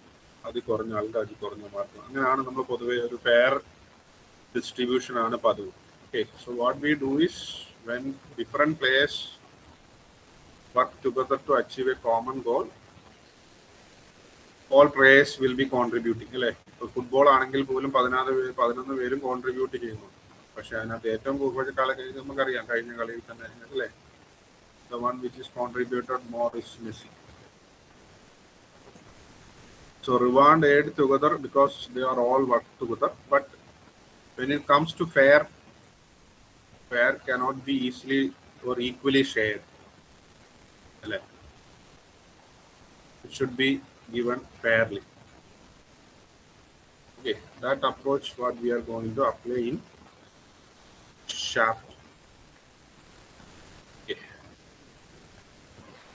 So I have taken a very small example. There are 3 friends, Alice, Bob and Carol, start a lemonade stand together. And they work in alone or pairs. And when they work in alone and in pairs, they earn different revenues. Then finally, what we are to question or how do we fairly split the revenue among the 3? So that has to be done fairly in the sense means the amount has to be given more to the one which have contributed more. So Alice's contribution is bringing the recipe, Bob's contribution is providing the equipment, Carol denoted by C handles marketing. Now what we are going to find out is if no one is participating, their revenue will be 0. If A is only participating, its revenue is $30. If B is only participating, the revenue earned is 20. C only participating, revenue is 25. If A and B only participating, the revenue is 70. Similarly, if all the 3 are working together, they will earn $100. Suppose all the 3 are working together, you earn $100. How you can divide this share fairly to A, B, and C? This is where we use the concept called Shapley additive explanation. Okay, first of all, what we are going to do is before that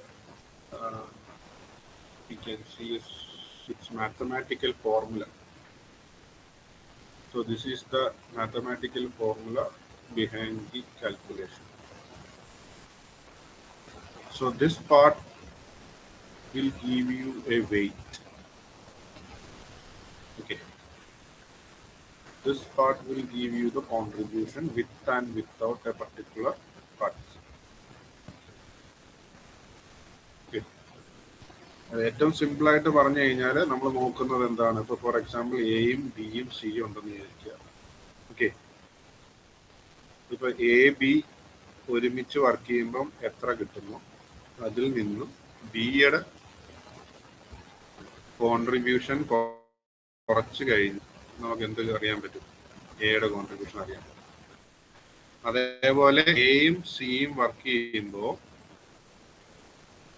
അതിൽ നിന്നും എയുടെ contributions subtract ചെയ്ത് കഴിഞ്ഞാൽ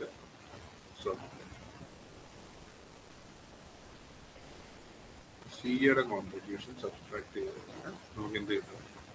എയുടെ contribution. അതേപോലെ എയും ബിയും സിയും ഒരുമിച്ച് വർക്ക് ചെയ്യുമ്പോൾ അതിൽ നിന്നും ബി സിയുടെ കോൺട്രിബ്യൂഷൻസ് സബ്സ്ട്രാക്ട് ചെയ്താൽ നമുക്ക് എയുടെ കോൺട്രിബ്യൂഷൻ. നമുക്കപ്പോൾ എല്ലാ സബ്സെറ്റും ഒരാളുടെ കോൺട്രിബ്യൂഷൻ മാത്രമല്ല നമ്മൾ നോക്കുന്നത്. ഇപ്പൊ എ ബി സി ഉണ്ടെങ്കിൽ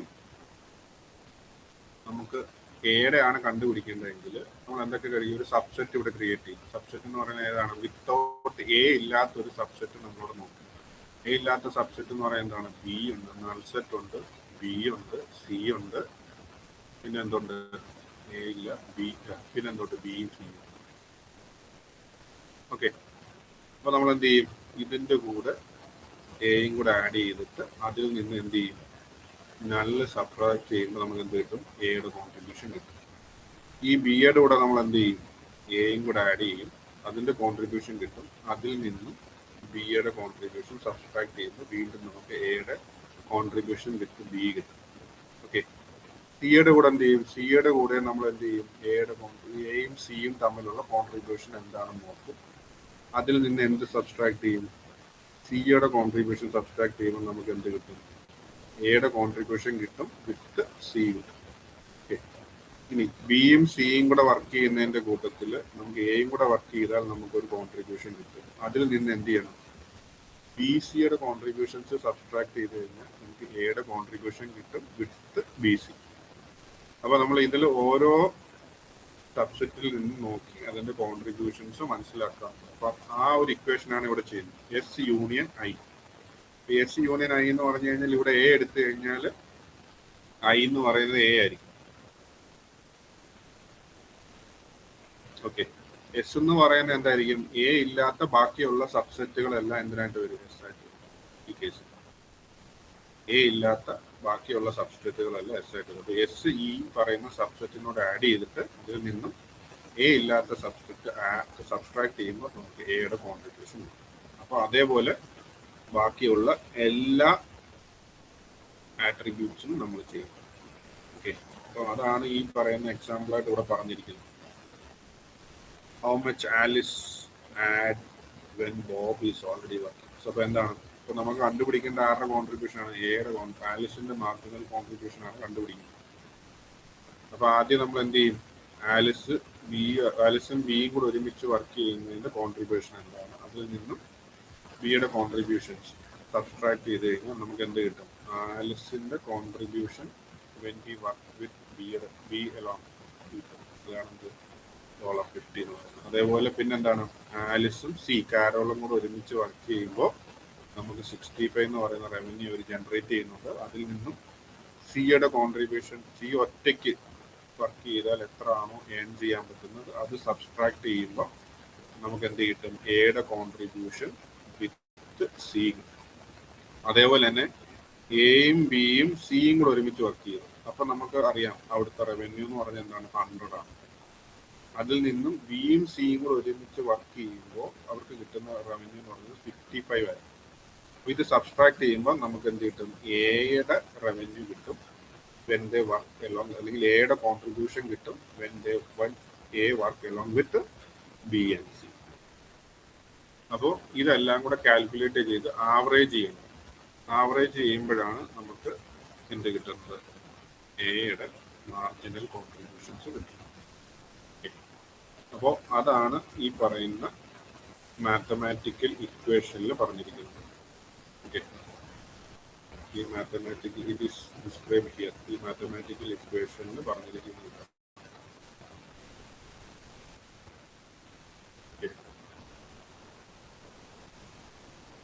So this part is find out the weight. അപ്പോൾ നമ്മൾ നോർമൽ ആവറേജ് എടുക്കാതെ സബ്സെറ്റുകളുടെ ലെങ്ത് നോക്കി അതിനനുസരിച്ച് വെയിറ്റ് കൊടുക്കുന്നുണ്ട്. നമ്മൾ നേരത്തെ പറഞ്ഞു. വേറൊരു എക്സാമ്പിൾ നോക്കാം. ഇതാണ് അതിന്റെ ബേസിക് കൺസെപ്റ്റ് എന്ന് പറയുന്നത്. ഓക്കെ, ഈ ഒരു കേസിൽ നമുക്ക് ഫസ്റ്റ് പാർട്ട് നോക്കാം. ഫസ്റ്റ് പാർട്ട് എന്ന് പറഞ്ഞാൽ എന്താണ്, വെയിറ്റ് കാൽക്കുലേറ്റ് ചെയ്യുന്നത് എങ്ങനെയാണെന്നുള്ളത്. അപ്പൊ നമുക്ക് നേരത്തെ മനസ്സിലായി 3 പേരുണ്ടായിരുന്നു, എ ബി സി ആണ്. ഓക്കെ, അപ്പൊ ഇതിനെ നമ്മൾ സബ്സെറ്റ് ആയിട്ട് ഡിവൈഡ് ചെയ്താൽ എന്തുണ്ട്, നല്ലുണ്ട്, എ ഉണ്ട്, there is ബി ഉണ്ട്, there is സി ഉണ്ട്, എ ബി ഉണ്ട്, എ സി ഉണ്ട്, ബി സി ഉണ്ട്, അതേപോലെ എന്തുണ്ട്, എ ബി സി. ഓക്കെ, ഇവിടെ നോക്കിക്കഴിഞ്ഞാൽ ഇതിന്റെ ലെങ്ത് എന്ന് പറയുന്നത്, ഈ സബ്സെറ്റിന്റെ ലെങ്ത് എന്ന് പറയുന്നത് 0 ആണ്. ഇതെല്ലാം സിംഗിൾ ആണ് അല്ലേ, ഒരു എലമെന്റേ ഉള്ളൂ. അപ്പൊ ഇതിന്റെ വെയിറ്റ് എന്ന് പറയുന്നത്, അല്ല ഇതിന്റെ ലെങ്ത് അല്ലെങ്കിൽ വെയിറ്റ്, ലെങ്ത് നമുക്ക് എടുക്കാം. ഇതിന്റെ ലെങ്ത് എന്ന് പറയുന്നത് 1 ആയിരിക്കും. ഈ കേസിൽ സബ്സെറ്റുകളിൽ എന്തുണ്ട്, 2 ഉണ്ട്, 2 പേര് വെച്ചിട്ടുണ്ട്. അപ്പൊ ഈ സബ്സെറ്റിന്റെ ലെങ്ത് എന്ന് പറയുന്നത് 2. ഓക്കെ, അപ്പൊ അങ്ങനെ ആണെന്നുണ്ടെന്നുണ്ടെങ്കിൽ നമുക്ക് ഈ പറയുന്ന നൾസെറ്റിന്റെ കേസ് എടുത്തു. നൾസെറ്റിന്റെ കേസ് എടുക്കുമ്പോൾ വർക്ക് ചെയ്യുമ്പോൾ എങ്ങനെ അതിന്റെ വെയിറ്റ് എന്നൊന്ന് കാൽക്കുലേറ്റ് ചെയ്ത് നോക്കിയാലോ, എങ്ങനെയായിരിക്കും. ഇവിടെ നിന്ന് പറയുന്നത് എന്തായിരിക്കും, എസ് ഫാക്ടോറിയൽ എന്ന് പറയുന്നത് എന്തായിരിക്കും, 0 ഫാക്ടോറിയൽ ആയിരിക്കും, ഇൻറ്റു n എന്ന് പറയുന്നത് ഇവിടെ 3 ഫീച്ചേഴ്സ് ആണുള്ളത്, എ ബി സി. ഓക്കെ, അപ്പൊ 3 എഴുതുക, മൈനസ് ഇവിടെ എസിന്റെ ലെങ്ത് എന്ന് പറയുന്നത് എന്താണ്, 0 ആണ്.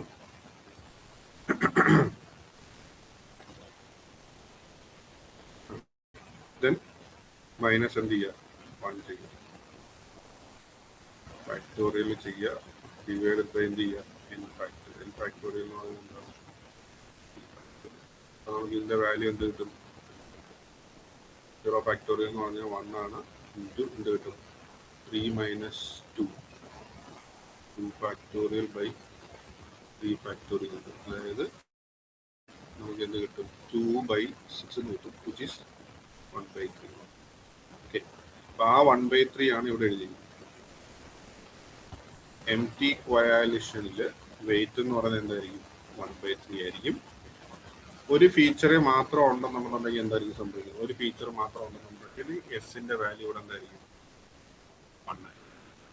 നിങ്ങൾക്ക് അത് ഇവിടെ സബ്സ്റ്റിറ്റ്യൂട്ട് ചെയ്താൽ മതി. എന്തായിരിക്കും, 1 ഫാക്ടോറിയൽ ഇൻറ്റു n എന്ന് പറയുന്നത് എന്താണ്, 3 മൈനസ് 1 മൈനസ് 1 ഫാക്ടോറിയൽ ബൈ എന്തായിരിക്കും, 2 ഫാക്ടോറിയൽ. അപ്പോൾ നമുക്ക് എന്ത് കിട്ടും, 3 മൈനസ് 1 2 മൈനസ് 1.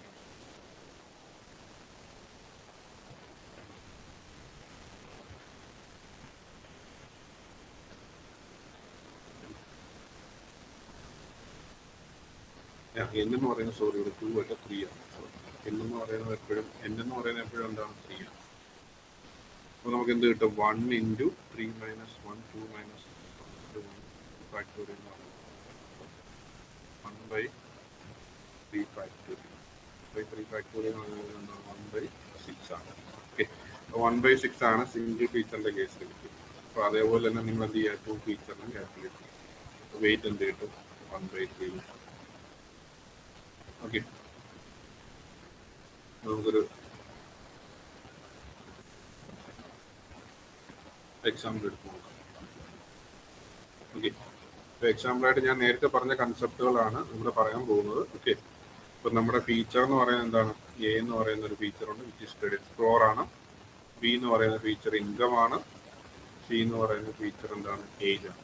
ഓക്കെ, ഇതിന്റെ കോൺട്രിബ്യൂഷൻസ് എന്താണെന്ന് അറിയാം. ഇപ്പൊ നമ്മൾ എന്ത് ചെയ്തു, ഈ വാല്യൂ 720 ആയിരുന്നു, ഇത് 60,000 ആയിരുന്നു, ഇൻകം 35 ആണ്. ഇത് നമ്മുടെ ബ്ലാക്ക് ബോക്സ് മോഡലിൽ കൊടുത്തപ്പോൾ ബ്ലാക്ക് ബോക്സ് മോഡൽ എന്ത് ചെയ്തു, ലോൺ അപ്രൂവ് എന്ന് പറയുന്ന പ്രൊഡിക്ഷൻ. അപ്പൊ നമുക്ക് അറിയേണ്ടത് ഇതിനകത്ത് ഏത് ഫീച്ചറാണ് കൂടുതൽ കോൺട്രിബ്യൂട്ട് ചെയ്തിരിക്കുന്നത്, എത്രത്തോളമാണ് അതിന്റെ കോൺട്രിബ്യൂഷൻ എന്നറിയാൻ വേണ്ടിയിട്ടാണ് നമ്മൾ ഈ ഷാപ്പ് ടെക്നിക്ക് യൂസ് ചെയ്യുന്നത്. അപ്പൊ നമുക്ക് ആദ്യം ക്രെഡിറ്റ് സ്കോറിൽ നിന്ന് സ്റ്റാർട്ട് ചെയ്യുന്നത്. ഇപ്പോൾ ക്രെഡിറ്റ് സ്കോർ എന്ന് പറയുന്നത് നമുക്കിപ്പോൾ തൽക്കാലത്തേക്ക് നമ്മൾ എ എന്ന് പറയുന്ന ഒരു വേരിയബിൾ യൂസ് ചെയ്തിട്ടാണ് മെൻഷൻ ചെയ്തിരിക്കുന്നത്. അപ്പോൾ നമ്മൾ ആദ്യം എന്താ കാൽക്കുലേറ്റ് ചെയ്യുന്നത്, നമുക്കറിയാം എ ബി സി ഉണ്ടെങ്കിൽ ടോട്ടൽ സബ്സെറ്റ്സ് എന്ന് പറയുന്നത് ഒന്ന് ബി കാണും, സി കാണും, പിന്നെ എന്തുണ്ട്, എ ബി ഉണ്ട്, ബി സി ഉണ്ട്, എ സി ഉണ്ട്. ഓക്കെ, പിന്നെ എയുടെ ക്രെഡിറ്റ് സ്കോറിലോട്ട് വരുമ്പോൾ നമ്മൾ എന്താ കൺസിഡർ ചെയ്യുന്ന പറഞ്ഞു കഴിഞ്ഞാൽ ഈ എ ഇല്ലാത്ത സബ്സെറ്റുകൾ ഏതൊക്കെയാണെന്ന് നോക്കാം. ഓക്കെ, എ ഇല്ലാത്ത സബ്സെറ്റുകൾ എന്ന് പറയുന്നത് ഇതാണ്, ഇത് വേണ്ട, ഇത്. ഓക്കെ, അപ്പോൾ നമ്മൾ എന്താ ചെയ്യുന്നത്, ഈ പറയുന്ന എയും നൾ സെറ്റും കൂടെ വരുന്നു, എത്ര ആണെന്ന് കണ്ടുപിടിക്കുന്നു, അതിൽ നിന്നും എന്ത് സബ്സ്ട്രാക്ട് ചെയ്യുന്നു, നള്ള് സബ്സ്ട്രാക്ട് ചെയ്യുമ്പോൾ നമുക്ക് എയുടെ കോൺട്രിബ്യൂഷൻ കിട്ടും വിത്ത് നൾ.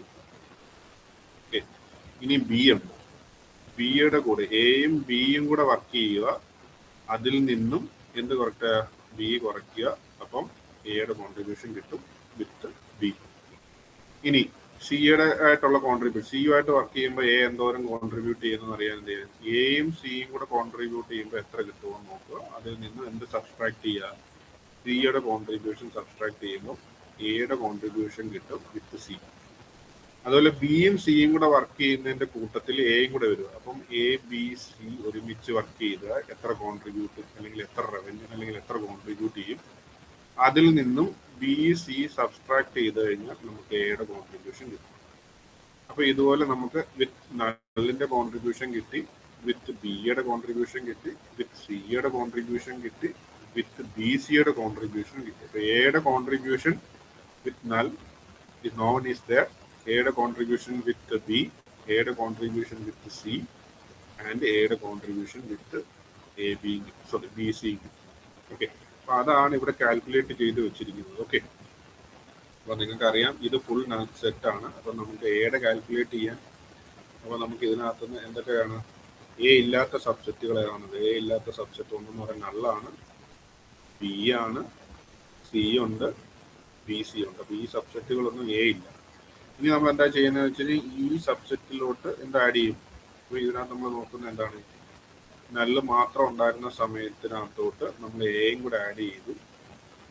ഓക്കെ, അതിൽ നിന്നും നല്ല് സബ്സ്ട്രാക്ട് ചെയ്യുമ്പോൾ നമുക്ക് എന്ത് കിട്ടും, എയുടെ കോൺട്രിബ്യൂഷൻ കിട്ടും വിത്ത് നൽ.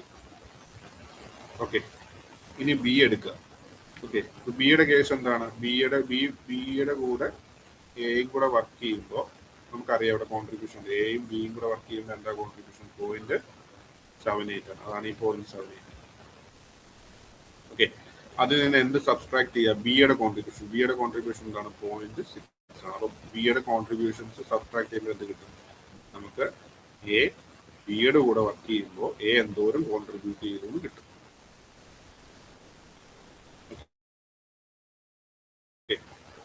ഇനി സി എടുക്കുമ്പോൾ എന്താണ്, എയും സിയും കൂടെ ഒരുമിച്ച് വർക്ക് ചെയ്യുമ്പോൾ എന്താണ് 0.75. ഓക്കെ, 0.75 ആണ്. അതിൽ നിന്നും എന്ത് സബ്സ്ട്രാക്ട് ചെയ്യുക, സിയുടെ എത്രയാണ് 0.61 സബ്സ്ട്രാക്ട് ചെയ്യുമ്പോൾ എയുടെ കൂടെ സി വർക്ക് ചെയ്യുമ്പോഴും സി ഇല്ലാതിരിക്കുമ്പോൾ ഉള്ള കേസ് നോക്കുമ്പോൾ നമുക്ക് സിയുമായിട്ട് വർക്ക് ചെയ്യുമ്പോൾ എയുടെ അതോടെ contribution. Similarly for B C, B സിയുടെ കൂടെ എ ബി സി, അപ്പൊ എ ബി സി 3 പേരും കൂടെ ഒരുമിച്ച് വർക്ക് ചെയ്യുമ്പോൾ കിട്ടുന്ന കോൺട്രിബ്യൂഷൻ എന്ന് പറയുന്നത് 0.8. ഇതെല്ലാം മോഡലിന് കൊടുത്താണ് പ്രെഡിക്റ്റ് ചെയ്യുന്നത് കേട്ടോ. അപ്പം 0.82 എന്ന് കിട്ടും.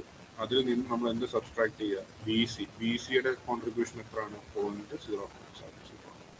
ബി സിയുടെ കോൺട്രിബ്യൂഷൻസ് നമ്മളിവിടെ സബ്സ്ട്രാക്ട് ചെയ്യുമ്പോൾ നമുക്ക് എന്ത് കിട്ടും, എയുടെ contribution with work with B C.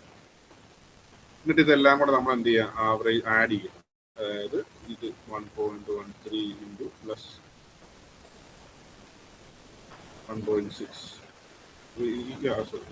ഈ ഫൈനൽ വാല്യൂ എല്ലാം കൂടെ ആഡ് ചെയ്യുമ്പോൾ നമുക്ക് എന്ത് കിട്ടും, എയുടെ കോൺട്രിബ്യൂഷൻ. ഓക്കെ, ഇതാണ് എയുടെ കോൺട്രിബ്യൂഷൻ. Okay. ഇതെന്ന് പറയുന്നത് എയുടെ കോൺട്രിബ്യൂഷൻ നല്ലതായിട്ട് വരുമ്പോൾ എയുടെ കോൺട്രിബ്യൂഷൻ വിത്ത് ബി, എയുടെ കോൺട്രിബ്യൂഷൻ വിത്ത് സി, എയുടെ കോൺട്രിബ്യൂഷൻ വിത്ത് ഡി. ഇതിൻ്റെ എല്ലാം കൂടെ ആവറേജ് എടുക്കുക. ഇതെന്ന് പറയുന്നത് വെയിറ്റ് ആണ്. ഇപ്പം നമ്മൾ നേരത്തെ കാൽക്കുലേറ്റ് ചെയ്തായിരുന്നു. നൾ സബ്സെറ്റ് വരുമ്പോൾ 1/3 ആയിരുന്നു, 1 വരുമ്പോൾ 1/6 ആയിരുന്നു, 2 വരുമ്പോൾ വെയിറ്റ് 1/3 ആയിരുന്നു. നമ്മൾ ഓൾറെഡി കാൽക്കുലേറ്റ് ചെയ്തായിരുന്നു, എക്സാമ്പിൾ കാണിച്ചത്. അപ്പം ഇങ്ങനെ എയുടെ കോൺട്രിബ്യൂഷൻ കിട്ടി. അതേപോലെ തന്നെ അടുത്ത എന്താണ് ഇൻകത്തിന്റെ കോൺട്രിബ്യൂഷൻ എന്താണെന്ന് ഇൻകത്തിന് എഴുതാൻ ചെറിയ റെപ്രസെന്റേഷന് വേണ്ടിയിട്ടാണ് ഇവിടെ ബീൻ യൂസ് ചെയ്തിരിക്കുന്നത് കേട്ടോ. അടുത്ത ഇൻകത്തിന്റെ റെപ്രസെന്റേഷൻ ഇതേപോലെ ഇൻകത്തിന്റെ കോൺട്രിബ്യൂഷൻ കോൺട്രിബ്യൂഷൻ. അപ്പോൾ അതിന്റെയും കോൺട്രിബ്യൂഷൻസ് നമ്മൾ കണ്ടുപിടിക്കുക. Income contribution with null, income contributions with work with a, income contribution work with ABC എന്ന് പറഞ്ഞത് age, income and credit score ആണ്. ഇത് മൂന്നും കാൽക്കുലേറ്റ് ചെയ്യാം. ഓക്കെ, ഇതെല്ലാം കൂടെ കാൽക്കുലേറ്റ് ചെയ്യുമ്പോൾ നമുക്ക് എന്ത് കിട്ടും? ഇൻകത്തിന്റെ കോൺട്രിബ്യൂഷൻ കിട്ടും. ഓക്കെ, അതിന് തൊട്ട് മുമ്പ് നമ്മൾ കാൽക്കുലേറ്റ് ചെയ്ത് ഏതിൻ്റെ ആയിരുന്നു? ക്രെഡിറ്റ് സ്കോറിന്റെ ആയിരുന്നു അല്ലേ. ഇൻകം കിട്ടി, ക്രെഡിറ്റ് സ്കോർ കിട്ടി, ഇനി ഏജിന്റെ കോൺട്രിബ്യൂഷൻ കൂടെ നമുക്ക് കാൽക്കുലേറ്റ് ചെയ്യാം. ഏജിന്റെ കോൺട്രിബ്യൂഷൻ എന്ന് പറയുന്നത് എന്താണ്? +0.6.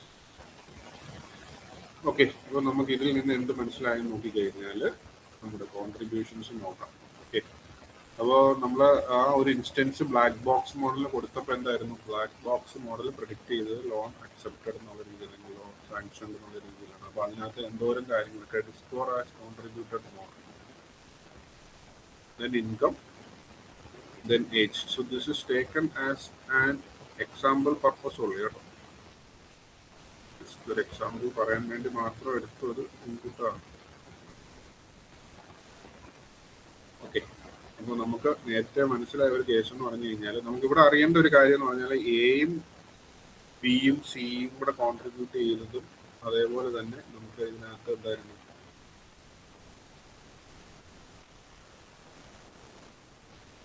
ഓക്കെ, 0.82 മൈനസ് പോയിന്റ്, അതായത് ഈ പറയുന്ന 3. ഈ 0.8 നിങ്ങൾ എവിടെയെങ്കിലും കണ്ടിരുന്നോ? പോയിന്റ് എവിടെയാണ് കണ്ടിരുന്നത്? 3 പേരും കൂടെ ഒരുമിച്ച് വർക്ക് ചെയ്താൽ കിട്ടുന്ന കോൺട്രിബ്യൂഷൻ ആയിരുന്നു.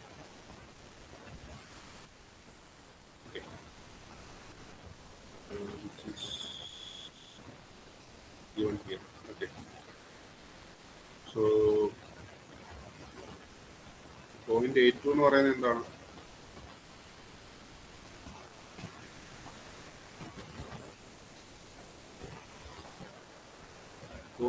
എന്ന് പറയുന്നത് ഈ 3 പേരും കൂടെ വർക്ക് ചെയ്യുമ്പോൾ കിട്ടുന്നതാണ്. When A, B, C both work together, they contribute. Okay. And if no one is contributing, in the sense means model has predicted what 0.5.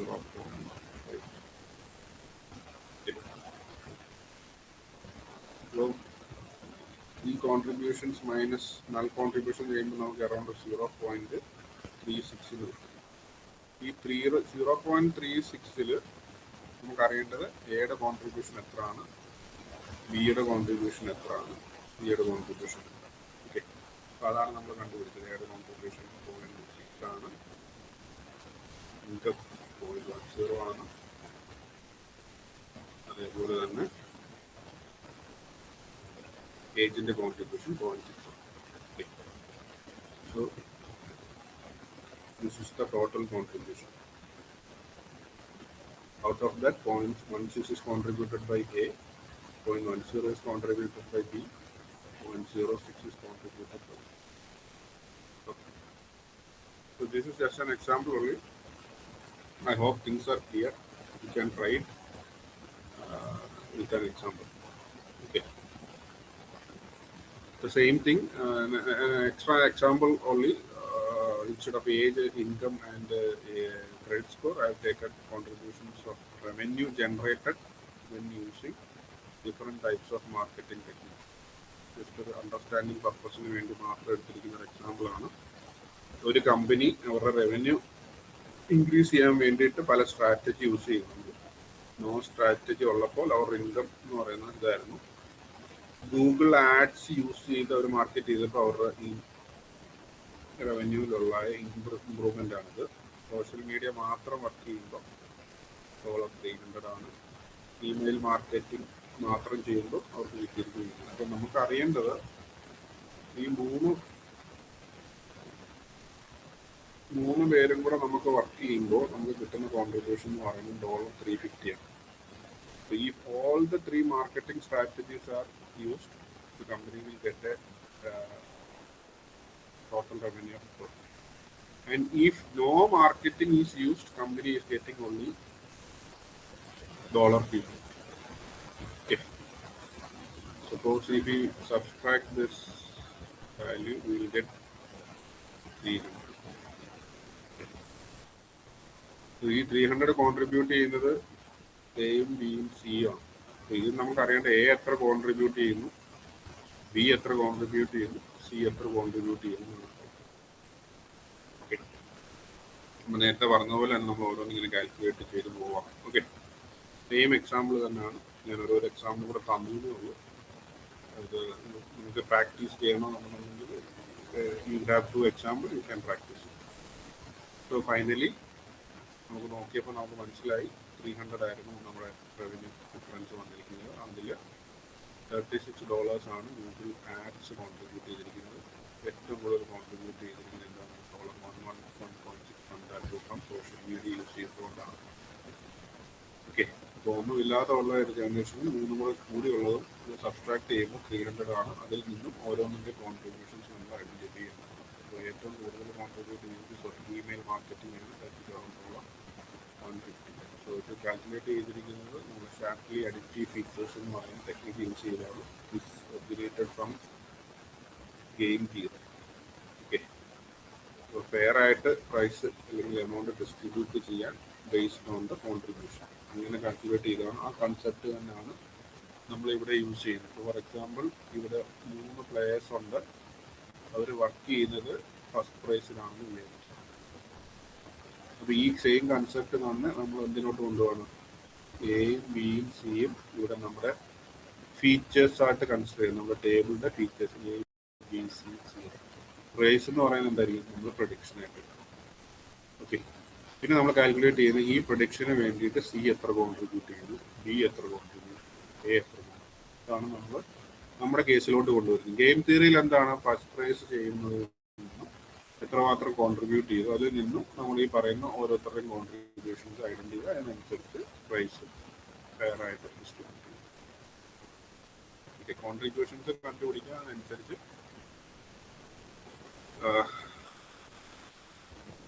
Amount distribute ചെയ്യുക. ഇതൊരു ജസ്റ്റ് ഒരു എക്സാമ്പിൾ. ഇപ്പം നമ്മുടെ ടോപ്പിക്കിൽ ഇല്ല, എന്നിരുന്നാൽ പോലും നമ്മൾ ഷാപ്പ് പഠിച്ച സ്ഥിതിക്ക് നമ്മൾ ടാബുലർ ഡേറ്റയിൽ നിന്ന് ഇമേജസിലോട്ട് വരുമ്പോൾ എന്ത് സംഭവിക്കും എന്നുള്ളത് മാത്രം ജസ്റ്റ് ഒന്ന് പറഞ്ഞുകൊണ്ട്. Okay, so sharply on images. So previously we have discussed about how it is going to work on tabular data. Now it can also be used. Now we have used cat and dog image classifier. It is fed to a neural CNN model. CNN has predicted as cat. Our question is why? So we will answer which feature of this is contributed more than the model has predicted it as cat. Okay. അപ്പോൾ ഇതിന് നമ്മുടെ സ്റ്റെപ്സും നേരത്തതുപോലെയാണ്, ഏകദേശം similar തന്നെയാണ്. നമ്മൾ എന്താ ചെയ്യേണ്ടതെന്ന് വെച്ച് കഴിഞ്ഞാൽ ആദ്യം നമ്മുടെ ഇമേജസിനെ നമ്മൾ ഡിവൈഡ് ചെയ്യണം. സൂപ്പർ പിക്സൽ, അതായത് സിമിലർ പിക്സലിനെ നമ്മൾ ഗ്രൂപ്പ് ചെയ്യും. Okay, to form super pixels. Okay, അതിനുശേഷം നമ്മൾ എന്ത് ചെയ്യും? ഈ സൂപ്പർ പിക്സല് ഓണും ഓഫും ആക്കി തീരുന്നത് ഓൺ ചെയ്ത് നമ്മൾ എന്ത് ചെയ്യും? ഡിഫറെന്റ് ഇൻസ്റ്റൻസസ് ക്രിയേറ്റ് ചെയ്യും. പെർട്ടർബ്ഡ് വേർഷൻസ് ക്രിയേറ്റ് ചെയ്യും. ഓക്കെ, അതിനുശേഷം എന്താണ്? ഈ പെർട്ടർബ്ഡ് വേർഷൻസ് നമ്മൾ ഈ പറയുന്ന ന്യൂറൽ നെറ്റ്വർക്ക് മോഡലിലോട്ട് പാസ് ചെയ്തിട്ട് അതെന്ത് ചെയ്യും? പ്രഡിക്ഷൻസ്. ഓക്കെ, എന്നിട്ട് നമ്മൾ എന്ത് ചെയ്യും? ഓരോന്നിൻ്റെ നേരത്തെ കണ്ടുപിടിച്ചതുപോലെ ഷാർപ്ലി വാല്യൂസ് കാൽക്കുലേറ്റ് ചെയ്യും. ഓക്കെ, നമ്മൾ നേരത്തെ കണ്ടുപിടിച്ചതുപോലെ തന്നെ ഡിഫറെന്റ് പിക്സലിന്റെ കോൺട്രിബ്യൂഷൻസ് ഫോർ എക്സാമ്പിൾ നമ്മൾ ഒരു ഇമേജിനെ എയും ബിയും സി എന്ന് പറയുന്ന പിക്സലായിട്ട് ഡിവൈഡ് ചെയ്യുന്നു. എ എന്ന് പറയുന്ന ഒരു സൂപ്പർ പിക്സലാണ്, ബി എന്ന് പറയുന്ന ഒരു സൂപ്പർ പിക്സലാണ്, സി എന്ന് പറയുന്ന ഒരു സൂപ്പർ പിക്സലാണ്. അപ്പോൾ ആദ്യം നമ്മൾ എന്താ ചെയ്യുന്നതെന്ന് വെച്ച് കഴിഞ്ഞാൽ ഇതെല്ലാം ഈ ഇമേജ് എല്ലാം ഗ്രേയോ അല്ലെങ്കിൽ സീറോ എന്നുള്ള കൺസെപ്റ്റിലോട്ട് കൊണ്ടുവന്നിട്ട് എന്ത് ചെയ്യും, മോഡലിൽ കൊടുക്കും. മോഡൽ കൊടുക്കുമ്പോൾ മോഡലിൻ്റെ പ്രൊഡിക്ഷൻ എന്താണെന്ന് നോക്കും. അടുത്ത എ മാത്രം കൊടുത്തു. ഓക്കെ, ബിയും സിയും നമ്മൾ കൊടുക്കില്ല. എന്ന സെൻസ് മീൻസ് ഇതിൻ്റെ വാല്യൂസ് മാറ്റിയായിരിക്കും കൊടുക്കും. ചിലപ്പോൾ ഫുൾ പിക്സലിൻ്റെ ആവറേജ് വാല്യൂ എടുത്തായിരിക്കും കൊടുക്കും എ. അപ്പോൾ എന്നിട്ട് എ മാത്രം ഉള്ളപ്പോൾ പ്രൊഡിക്ഷൻ എന്താണ്. പിന്നെ നമ്മൾ എന്ത് ചെയ്യും, എ നമ്മൾ എന്ത് ചെയ്യും, ഓഫ് ചെയ്തിട്ട് ബിയും സിയും ഓൺ ചെയ്തിട്ട് കൊടുത്തിട്ട് മോഡലിൻ്റെ പ്രൊഡിക്ഷൻ എന്താണ്. ഓക്കെ, എന്നിട്ട് പിന്നെ എന്ത് ചെയ്യാം, എയും സിയും വെക്കാം. ഇങ്ങനെ എല്ലാ കോമ്പിനേഷൻസും നമുക്ക് ട്രൈ ചെയ്യാം. അപ്പോൾ ഇതേപോലെ തന്നെയാണ് നമ്മൾ നേരത്തെ പറഞ്ഞതുപോലെ തന്നെയാണ് പല സബ്സെറ്റുകൾ ക്രിയേറ്റ് ചെയ്തത്. 3 പിക്സൽ ഉണ്ടെന്നുണ്ടെങ്കിൽ എ ബി സി എന്ന് പറയുന്ന പിക്സൽസ് ഉണ്ടെന്നുണ്ടെങ്കിൽ we can create subset like this A B C, A B, A C, B C എന്ന് പറയുന്ന സബ്സെറ്റുകൾ ഇത്രയും ക്രിയേറ്റ് ചെയ്യും. എന്നിട്ട് നമുക്ക് എന്ത് ചെയ്യാൻ പറ്റും, എയുടെ കോൺട്രിബ്യൂഷൻ എത്ര ഉണ്ടെന്ന് അറിയണമെന്നുണ്ടെങ്കിൽ എന്ത് ചെയ്യും, നല്ലും എയും കൂടെ ചേരുമ്പോൾ എത്രയാണോ അതിൽ നിന്നും നല്ലിൻ്റെ കോൺട്രിബ്യൂഷൻ കുറച്ച് കഴിഞ്ഞാൽ നമുക്ക് എന്ത് കിട്ടും, എയുടെ കോൺട്രിബ്യൂഷൻ. ഓക്കെ, ഇനി എന്താണ് എ വിത്ത് ബി, ബി നോക്കണമെന്നുണ്ടെങ്കിൽ എന്താണ്, എയും ബിയും കൂടെ ഒരുമിച്ച് വർക്ക് ചെയ്യുമ്പോൾ എത്ര കോൺട്രിബ്യൂഷൻ കിട്ടും, അതിൽ നിന്ന് ബിയുടെ കുറച്ച് കഴിഞ്ഞാൽ നമുക്ക് എയുടെ കോൺട്രിബ്യൂഷൻ വിത്ത് ബി കിട്ടും. അതേപോലെ എയും സിയും കൂടെ ഒരുമിച്ച് വർക്ക് ചെയ്യുമ്പോൾ പിക്സൽ വർക്ക് ചെയ്യുമ്പോൾ എത്രയാണോ അതിൻ്റെ പ്രോബബിലിറ്റി, അതിൽ നിന്നും സിയുടെ സബ്സ്ട്രാക്ട് ചെയ്ത് നോക്കുമ്പോൾ ഈ പറയുന്നത് എയുടെ കോൺട്രിബ്യൂഷൻ കിട്ടും. നമ്മൾ നേരത്തെ പറഞ്ഞതുപോലെ തന്നെ സെയിം എക്സാമ്പിൾ തന്നെയാണ്. ഇതൊരു ജസ്റ്റ് ഒരു ഫോഗ് ഇമേജിൻ്റെ ഒരു എക്സാമ്പിൾ കൺസെപ്റ്റായിട്ട് പറഞ്ഞിരിക്കുകയാണ്. അപ്പോൾ നമുക്കിവിടെ 3 സൂപ്പർ പിക്സൽസ് ഉണ്ടെന്ന് വിചാരിച്ചു. ഓക്കെ, അതിനകത്ത് നമ്മൾ പല കൺസെപ്റ്റ്, പല എ ഓഫ് ചെയ്യാം, ബി ഓഫ് ചെയ്യാം, ബി ഓഫ് ചെയ്യാം. അപ്പോൾ എ ഓഫ് ചെയ്യുമ്പോൾ എന്തായിരിക്കും, ബിയും. അപ്പോൾ എ എന്ന് പറയുന്നത് നമുക്കിവിടെ എടുത്തിരിക്കുന്ന പിക്സൽ പെർ പിക്സൽ എന്ന് പറയുന്നത് ഫേസ് ആണ്.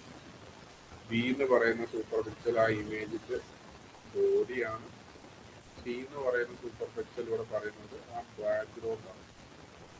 ഓക്കെ, ആദ്യം നമ്മൾ ഫേസ് ബ്ലഡ് ചെയ്തിട്ടോ അല്ലെങ്കിൽ ഫോഗ് ചെയ്തിട്ടോ അല്ലെങ്കിൽ മാസ്ക് ചെയ്തിട്ടോ, ഫേസ് മാസ്ക് ചെയ്തിട്ട് നമ്മൾ എന്ത് ചെയ്യും, ബോഡിയും ബാക്ക്ഗ്രൗണ്ടും കൊടുക്കുമ്പോൾ മോഡൽ എത്ര പ്രൊഡിക്റ്റ് ചെയ്യുന്നു അറിയാം. അതേപോലെ പല കോമ്പിനേഷൻസ് ട്രൈ ചെയ്ത് കൊടുക്കും. ഓക്കെ, അപ്പോൾ നമ്മൾ നേരത്തെ പറഞ്ഞതുപോലെ സെയിം എക്സാമ്പിൾ ആണ്. എ എന്ന് പറയുന്ന സൂപ്പർ പിക്ചർ ഉണ്ട്, ബി എന്ന് പറയുന്ന സൂപ്പർ പിക്ചർ ഉണ്ട്, സി എന്ന് പറയുന്ന സൂപ്പർ. അപ്പോൾ എയുടെ കോൺട്രിബ്യൂഷൻ ആണ് നമ്മളിപ്പോൾ അറിയാൻ. അപ്പോൾ എയുടെ കോൺട്രിബ്യൂഷൻ അറിയണമെന്നുണ്ടെങ്കിൽ നമ്മൾ എന്ത് ചെയ്യും, എ ഇല്ലാത്ത കോൺട്രിബ്യൂഷൻസ് അല്ലെങ്കിൽ സബ്സെറ്റ് ഏതാണത്, എ ഇല്ലാത്ത സബ്സെറ്റ് ഏതൊക്കെയാണ്, നല്ലാണ്, ബി ആണ്, സി ആണ്, ബി സി ആണ്. ഓക്കെ, അപ്പോൾ നമ്മൾ എന്താ ചെയ്യുന്നത്, നല്ല മാത്രമുള്ള കേസിൽ എയും കൂടെ വരുമ്പോൾ 0.07 അതിൽ നിന്ന് 0.1 സബ്സ്ട്രാക്ട് ചെയ്യുമ്പോൾ എന്ത് കിട്ടും, എയുടെ കോൺട്രിബ്യൂഷൻ കിട്ടാൻ കൊടുക്കും. എയും ബിയും ഇതിലൂടെ എയും കൂടെ വർക്ക് ചെയ്താൽ, ഓക്കെ, എയും ബിയും കൂടെ ഒരുമിച്ച് വന്ന പിക്സൽ വന്നു കഴിഞ്ഞാൽ അതിൻ്റെ കോൺട്രിബ്യൂഷൻ എത്ര, അതിൽ നിന്നും ബിയുടെ കോൺട്രിബ്യൂഷൻസ് ബി മാത്രമേ ഉണ്ടായിരുന്നു, ബി സൂപ്പർ പിക്സൽ മാത്രമേ ഉണ്ടായിരുന്നുള്ളെങ്കിൽ 0.5 ആണ്. ഓക്കെ, അത് സബ്സ്ട്രാക്ട് ചെയ്യുമ്പോൾ നമുക്ക് എയുടെ കോൺട്രിബ്യൂഷൻ ബി കിട്ടും. നമ്മൾ തൊട്ട് മുമ്പ് പറഞ്ഞ് എക്സാമ്പിൾ മനസ്സിലായി എന്നുള്ളതെങ്കിൽ അതിനോട് സിമിലർ ആണ്. അപ്പോൾ ഇതേ same process, sharply additive explanation എന്നൊക്കെ പറഞ്ഞ് സെയിം മാത്തമാറ്റിക്കൽ ഫോർമുല അപ്ലൈ ചെയ്യുക. അപ്പോൾ നമുക്ക് ഈ ഒരു കേസിൽ എ എന്ന് പറയുന്ന സൂപ്പർ പിക്സലിന് കോൺട്രിബ്യൂഷൻ കിട്ടും. ഇനി നമ്മൾ നോക്കണം ബി എന്ന് പറയുന്ന സൂപ്പർ പിക്സൽ എന്താണ്, ആ ഫ്രോഗ് ഇമേജിൻ്റെ ബോഡിയാണ്.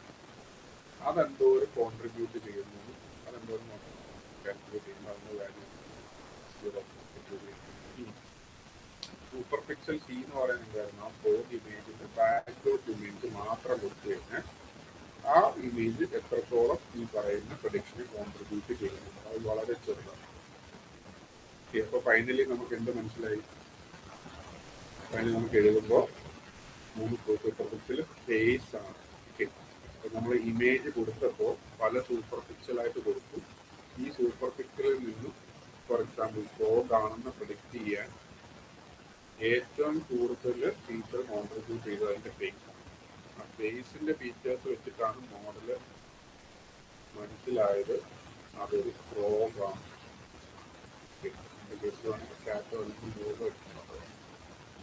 ഓക്കെ, ദെൻ പിന്നെ കോൺട്രിബ്യൂട്ട് ചെയ്തിരിക്കുന്ന സൂപ്പർ പിക്സൽ എന്ന് പറയുന്നത് ബി ആണ്. സിയുടെ കോൺട്രിബ്യൂഷൻ.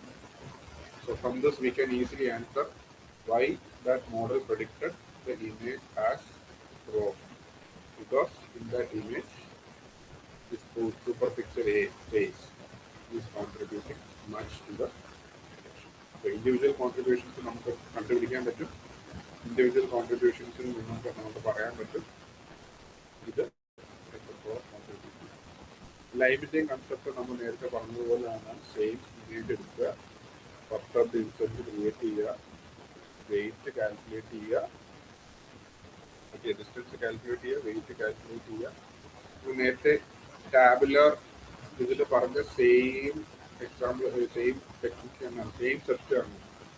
സെഗ്മെന്റ് ചെയ്യുക, സെഗ്മെന്റിനെ ബേസ് ചെയ്തിട്ട് first of the samples create ചെയ്യുക, ആ സാമ്പിളിനെ ബ്ലാക്ക് ബോക്സിന് കൊടുക്കുക, വെയിറ്റ് കണ്ടുപിടിക്കുക, ഡിസ്റ്റൻസ് കണ്ടുപിടിക്കുക, വെയിറ്റ് കണ്ടുപിടിക്കുക. നേരത്തെ പറഞ്ഞതുപോലെ തന്നെ ലീനിയർ റിഗ്രഷൻ അപ്ലൈ ചെയ്തിട്ട് നമ്മൾ എന്ത് ചെയ്യുക, മോഡൽ പഠിച്ചു നോക്കുക. എന്നിട്ട് ഈ കോഎഫിഷ്യൻസ് വെച്ചിട്ട് നമ്മൾ പറയും ഏത് കോഎഫിഷ്യൻ്റ് ആണോ കൂടുതൽ ഈ പറയുന്ന ഈ മോഡൽ പ്രൊഡിക്ഷന് വേണ്ടി കോൺട്രിബ്യൂട്ട് ചെയ്തെന്ന് പറയാം. Okay, so these are the steps. So first anyway concentrate on tabular data. Once you are familiarized with tabular data, you can do it on images also. Okay, same step. That's why I'm not going to explain it again. The same step which I already discussed in line when we use tabular data. Okay. So line can work for tabular data set, mean data set, text data set also. Okay. Then SHAP can be local or global. Single ഇൻസ്റ്റൻസോ മൊത്തത്തിൽ മോഡലിന്റെ behaviour അറിയാൻ നമുക്ക് SHAP use ചെയ്യാം. Okay. So this is just a comparison. Live means local, interpretable model agnostic explanation. ഒരു one instance in the prediction reason നമുക്ക് പറയാൻ പറ്റും. SHAP will come from cooperative game theory. Different players work together for a single objective, and how we need to identify how much each player is going to contribute. Okay. And scope എന്ന് പറയുന്ന ലൈനിൽ local ആണ്. For single instance local or global. So consistency may varies. Every time when we select the random sample, that may vary. So there will be consistency variations will be there. As we are working on a single data set with fewer features, it will be faster. Somewhat slower due to the different combinations A, B, ABC. When മൂന്ന് എണ്ണം മാത്രമാണ്. ഇപ്പം നമുക്ക് 4 എണ്ണം ഉണ്ടായിരുന്നെങ്കിൽ combination എന്ന് പറയുന്നത് 2⁴ ആയത്. 2 ആയതും 3 ആയതുകൊണ്ട് it will be around 2⁵ to 8. So when there are more number of features, it will take more amount of time. So it is explained. Live is explained using local features. That is live prediction. അതായത് നമ്മുടെ കയ്യിലുള്ള കുറേ data സെറ്റിൽ നിന്ന് ഒരു instance ആണ് നടക്കുന്നത്. ഇതിനെയാണ് നമ്മൾ എന്ത് ചെയ്യുന്നത്, ഇതിനെ എക്സ്പ്ലെയിൻ ചെയ്യാൻ ഇതിനോട് ചേർന്ന് സിമിലർ ആയിട്ടുള്ള ഡേറ്റാ സെറ്റിനെ നമ്മൾ ക്രിയേറ്റ് ചെയ്തെടുക്കുക. ഇവിടെ നല്ല ഇതിനോട് സിമിലർ ആയിട്ടുള്ള ഡേറ്റാ സെറ്റിനെ നമ്മൾ പർച്ചേസ് ചെയ്തെടുക്കും. ഓക്കെ, അതൊക്കെയാണ് ഈ local predictive knowledge. Mathematically proven by a game theory. How much each player is going to. ആ കൺസെപ്റ്റ് ആണ് ഷാപ്പിൽ എടുക്കുന്നത്. ഓക്കെ, ലൈം എന്ന് പറയുന്നത് മോഡൽ ആഗ്നോസ്റ്റിക് ആണ്. Work for any model. SHAP also black box ആണ്. It work on any model. Data types it can work on tabular image text. SHAP also output എന്ന് പറയുന്നത് ഫീച്ചർ വെയ്റ്റ്സ് പെർ പ്രഡിക്ഷൻ. Shaftന്റെ കേസിൽ Shaftly values are how much okay contributions Shaftly values for marginal contribution. Here feature weight. The coefficient is not contributions Shaftly value. So line can be used for quick local explanation and the rigorous analysis. Okay. And so coming to the conclusion slide. So we have discussed about black box models or white box model, black box model. What is the challenge? Okay. Challenges: lack of transparency, lack of accountability, lack of trust. All this can be bridged using adding explainability to the black box model. So for that we can use techniques like lime and shaft. So when we use this explainability, we can bring trust, fairness, accountability to our black box model, okay, which is the basic thing of human trust and ethical care. And I will give you or show you a very small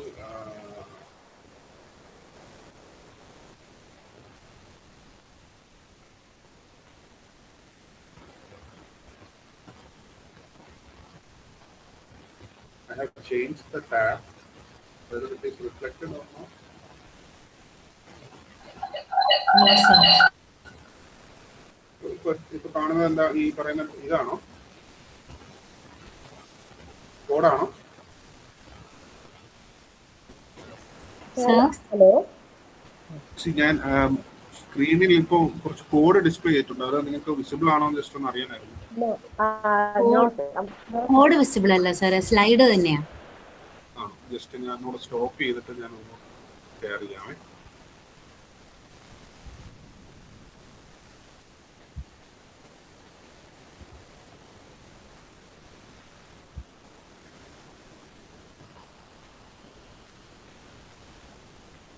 നമ്മൾ ഇതിൻ്റെ ഒരു just ഒരു example just നോക്കുവാണ് on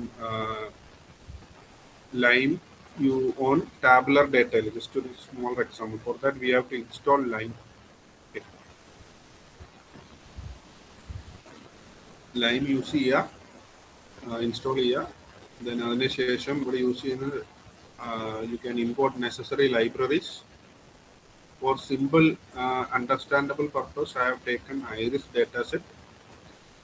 For this iris dataset, we have seen 150 rows will be there. Out of this, 120 will be taken as training dataset, and 30 remaining will be taken as test dataset. Okay, and it has 3 labels: Sectosa, versicolor, and virginity. And in this, you can see it is divided into train and test dataset.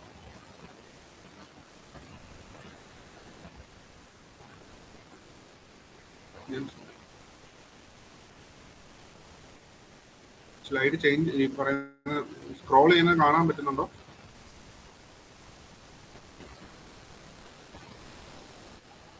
Scroll ചെയ്യുന്നത് കാണുന്നില്ല sir ഇത് തന്നെയാ കാണുന്നത്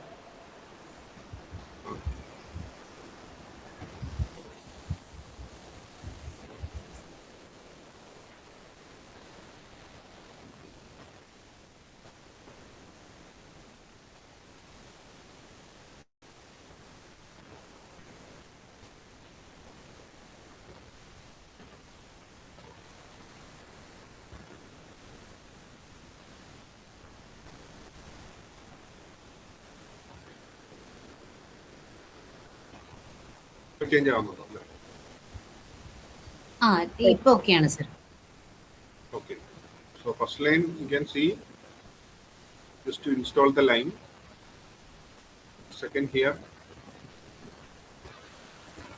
import necessary libraries so this is already discussed in the last 4 days that's why I'm not going to discuss everything right load the iris dataset, feature names, feature values, display the first 5.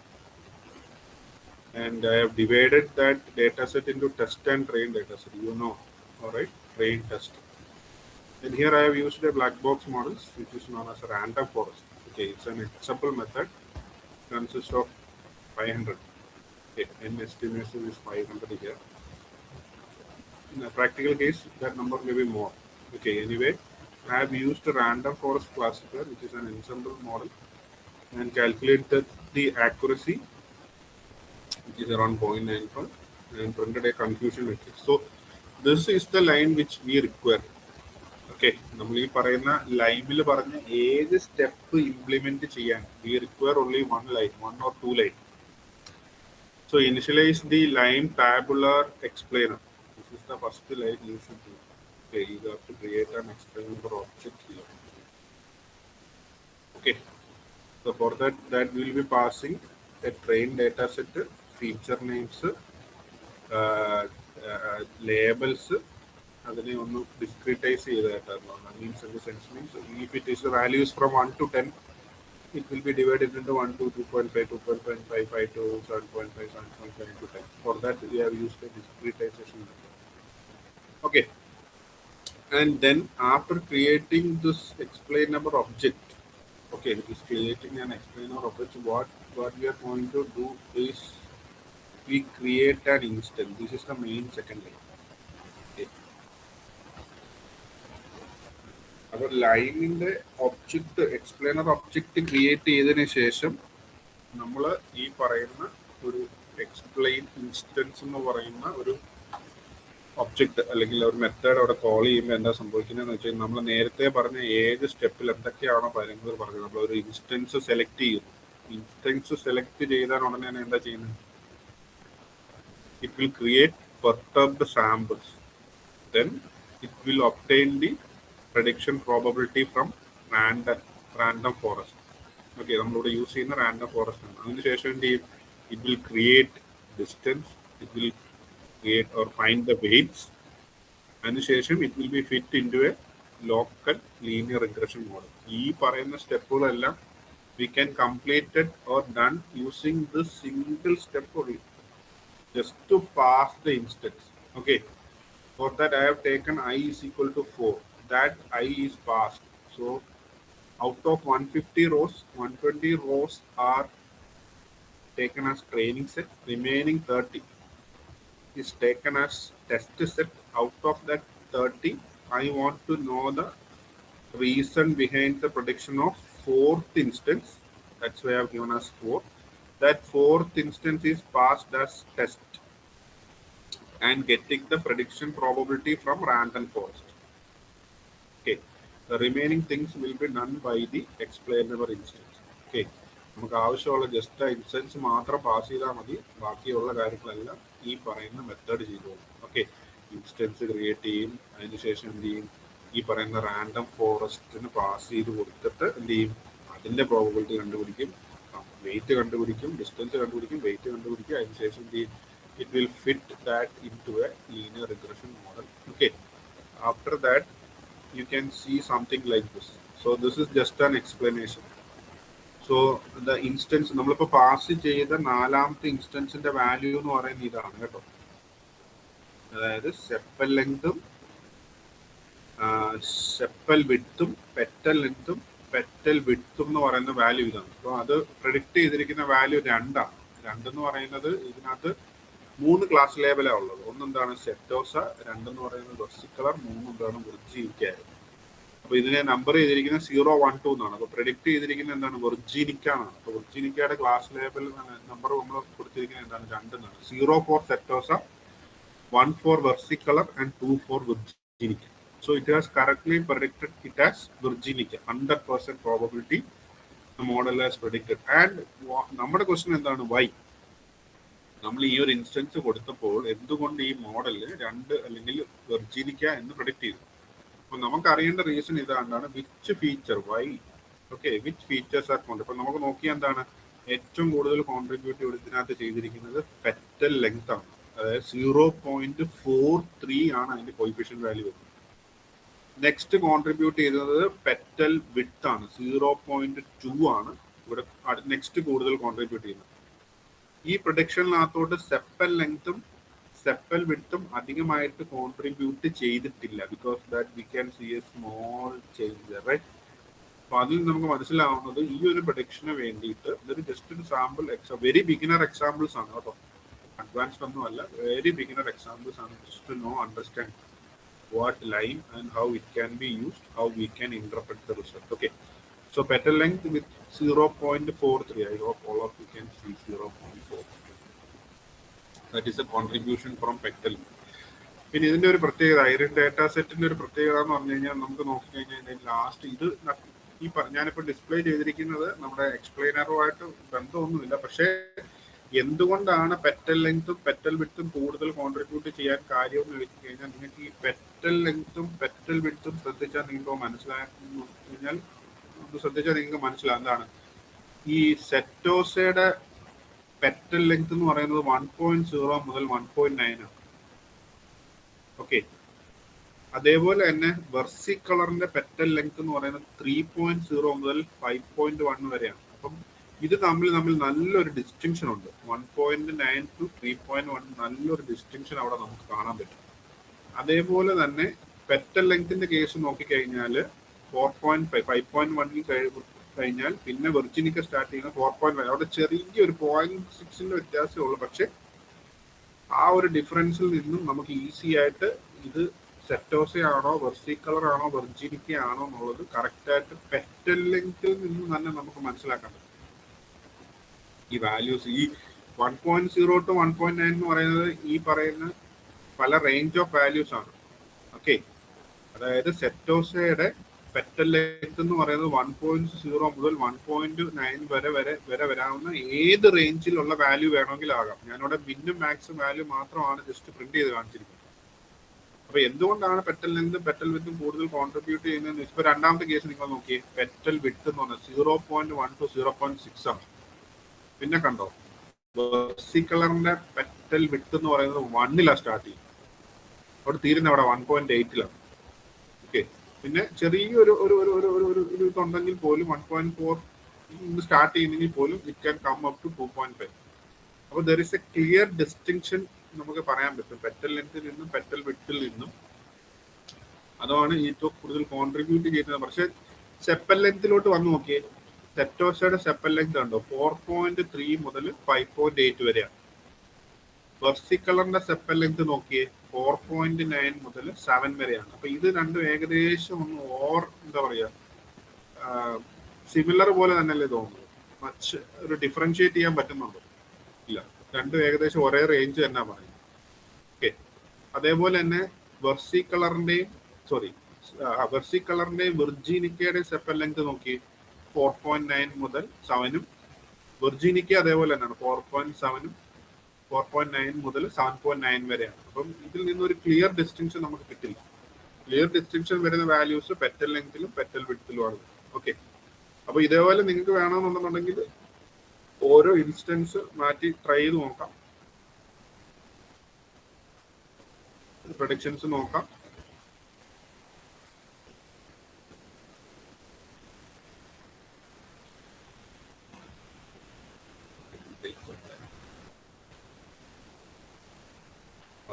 Why in the sense means I have to run all the code. ഇത് already run ചെയ്ത് വെച്ചിരിക്കുന്ന കോഡാണ്. അതിലിടയിൽ നിന്ന് ഞാനിപ്പോൾ രാവിലെ open ചെയ്തിട്ട് ഞാൻ run ചെയ്തില്ല. അപ്പോൾ അതിനെ ചെയ്യേണ്ടതെന്ന് വെച്ച് കഴിഞ്ഞാൽ ഇത് ഓൾറെഡി ഫുൾ ഒന്നും കൂടെ റൺ ചെയ്യാന്നുള്ളതേ ഉള്ളൂ, റൺ ചെയ്യാനില്ല. Okay, I have to run all the line.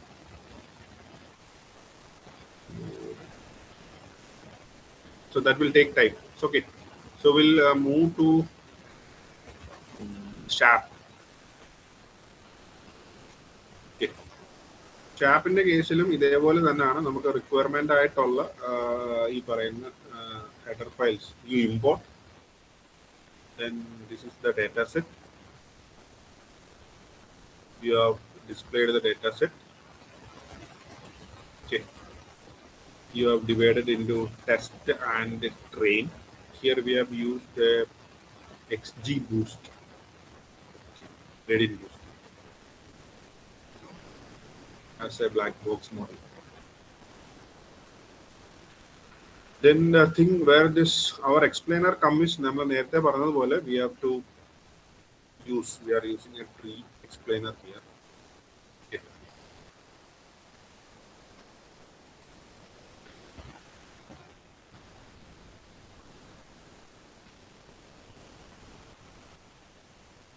Then you pass an instance. Okay, you pass an instance. First instance, if you pass, you can see the red one is the one which is contribute. This is a local explanation.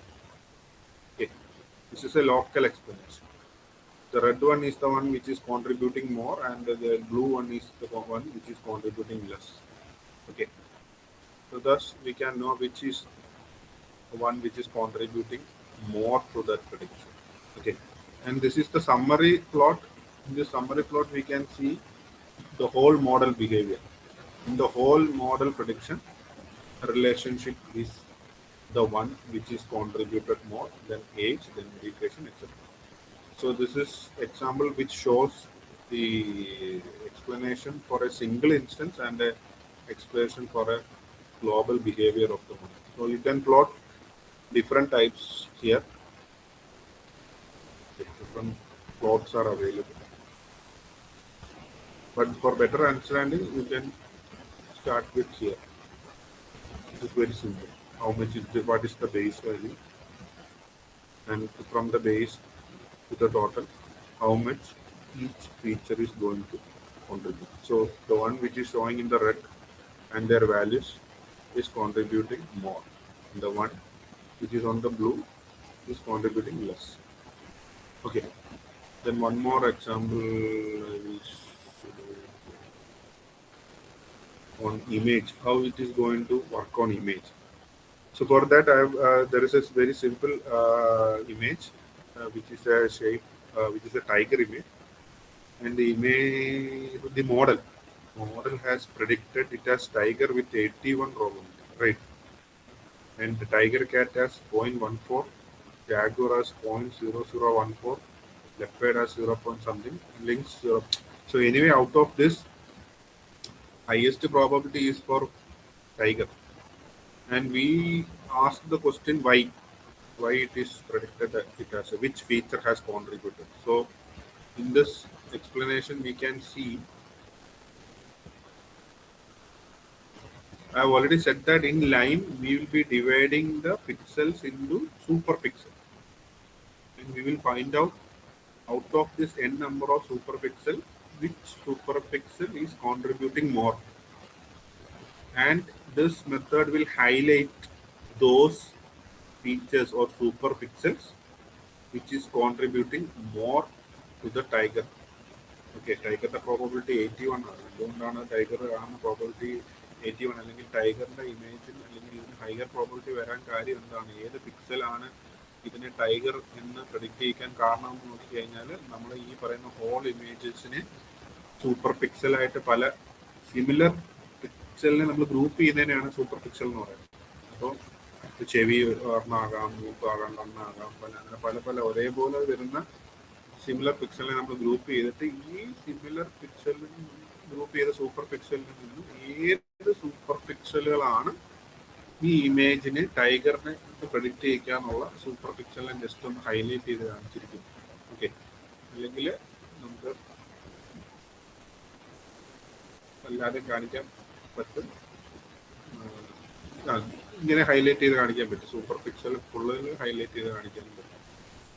അപ്പോൾ ഇതിൽ നിന്ന് അപ്പം പല images ആണെങ്കിൽ നമ്മൾ കൊടുക്കണം. കാറ്റിൻ്റെ ആയിരിക്കാം, ഡോഗിൻ്റെ ആയിരിക്കാം, അല്ലെങ്കിൽ റാബിറ്റ്, അങ്ങനെ പല ഈ ആനിമൽസിൻ്റെ കൊടുത്തിട്ട് നമ്മൾ വെച്ച് ട്രെയിൻ ചെയ്തതിന് ശേഷം നമുക്ക് ഒരു ലയൻ്റെ ഇമേജ് ആണ് നമ്മൾ അപ്ലോഡ് ചെയ്യുന്നത്. അപ്പോൾ ലയൻ്റെ ഇമേജ് അപ്ലോഡ് ചെയ്തപ്പോൾ മോഡൽ അല്ലെങ്കിൽ ഏതോ ഒരു ഇമേജ് ഫോർ എക്സാമ്പിൾ നിങ്ങൾ അപ്ലോഡ് ചെയ്തപ്പോൾ അതെന്ത് ചെയ്തു, ടൈഗർ ആണെന്ന് പ്രെഡിക്റ്റ് ചെയ്യും. അപ്പോൾ നമ്മൾ നോക്കിയപ്പോൾ ഓക്കെ കറക്റ്റ് ആണ്. അപ്പം നമ്മൾ ചെക്ക് ചെയ്ത് കഴിഞ്ഞതിന് ശേഷം വേണമെന്നുണ്ടെങ്കിൽ നമുക്കറിയാൻ പറ്റും എന്താണ് ഏത് ഫീച്ചർ ആണ് ഈ ഒരു ഇമേജിന് ടൈഗർ ആണെന്ന് പ്രെഡിക്റ്റ് ചെയ്യാനുള്ള കാര്യം. എന്തുകൊണ്ടാണ് ഈ ഇമേജിന് ടൈഗറിന്റെ കേസിൽ ഹയസ്റ്റ് പ്രോബബിലിറ്റി കിട്ടിയത്. അങ്ങനെയാണെങ്കിൽ ഏത് സൂപ്പർ പിക്സൽ ആണ് ഇതിന് കോൺട്രിബ്യൂട്ട് ചെയ്തെന്ന് കണ്ടുപിടിക്കാൻ വേണ്ടിയിട്ട് നമുക്ക് ഈ പറയുന്ന മെത്തേഡ് യൂസ് ചെയ്യാം. ഈ ഇമേജസ് കുറച്ചും കൂടെ കേസിൽ നമുക്ക് ഗ്രാഡ് ക്യാമോ ഇങ്ങനെയുള്ള മെത്തേഡുകളെല്ലാം യൂസ് ചെയ്യാൻ പറ്റും കേട്ടോ. അപ്പോൾ ജസ്റ്റ് ബാക്കിയുള്ള ബ്ലഡ് ചെയ്തിട്ട് നമ്മൾ ഇതായിരുന്നു നമ്മുടെ ഒറിജിനൽ ഇമേജ്. ഓക്കെ, ഇത് ഈ ഇമേജിൽ ഏത് ഫീച്ചേഴ്സ് ആണ് കൂടുതൽ കോൺട്രിബ്യൂട്ട് ചെയ്തത്, like to predict it as a tiger. So അതിൻ്റെ ഒരു എക്സ്പ്ലനേഷൻ ആണ് നമുക്കിവിടെ കാണാൻ പറ്റും. അപ്പോൾ ഹൈലൈറ്റഡ് ആ യെല്ലോ വെച്ച് ഹൈലൈറ്റഡ് ചെയ്തതാണ്. ഓക്കെ, പല സൂപ്പർ പിക്സലാണ്, ഒറ്റ പിക്സൽ സൂപ്പർ പിക്സലാണെന്ന് ഞാൻ പറയുന്നില്ല, പല സൂപ്പർ പിക്സലാണ്. എന്നാലും ഇതിൽ നിന്നും ഏറ്റവും ഹോൾ ഇമേജിൽ നിന്നും ഓക്കെ, ഇതിന് നമുക്ക് പലതായിട്ട് ഇതിനകത്ത് ബാക്ക്ഗ്രൗണ്ട് ഉണ്ട്, ഹാൻഡ്സ് ഉണ്ട്, ഓക്കെ, ബാക്ക്ഗ്രൗണ്ട് ഇമേജസ് ഒക്കെ ഉണ്ട്. എന്നാൽ പോലും ഇതിൽ നിന്നും ഈ ടൈഗർ പ്രൊഡിക്ഷനിലോട്ട് കൂടുതൽ പ്രോബബിലിറ്റി വന്നിരിക്കുന്നത് ഏത് ഫീച്ചർ അല്ലെങ്കിൽ ഏത് പിക്സലാണെന്ന് ചോദിച്ചാൽ ഏത് സൂപ്പർ പിക്സലാണെന്ന് ചോദിച്ചാൽ ഈസിയായിട്ട് നമുക്ക് അറിയാൻ പറ്റും. ഓക്കെ, ഇതുപോലെ പലതരത്തിൽ നമുക്ക് ട്രൈ ചെയ്ത് നോക്കാം. ഏറ്റവും ബേസിക് ആയിട്ടുള്ള എക്സാമ്പിൾസുകളാണ്. Okay, so that's from my side. Those who have any queries can ask if there is any doubt, or we will wind up.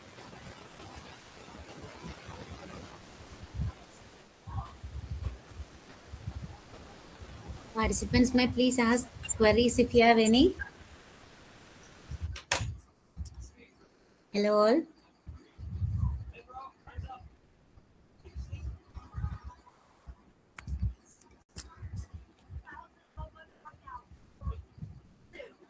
Anyone has any queries?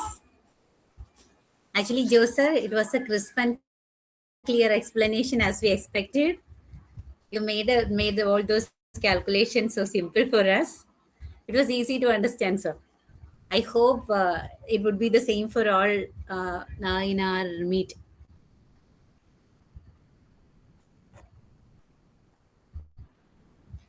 So shall we wind up? If you don't have any queries, others, participants, please come up if you have any queries. You can also post it in the group. Or just post a comment in our chat. How was the presentation? That would be easy for everyone. Just a simple concept, Expecting your valuable feedback. What you can do is our students will be doing projecting like mini project and final project, right? And this is not a part of our syllabus, but you can insist your students to add these concepts into the mini project and main project.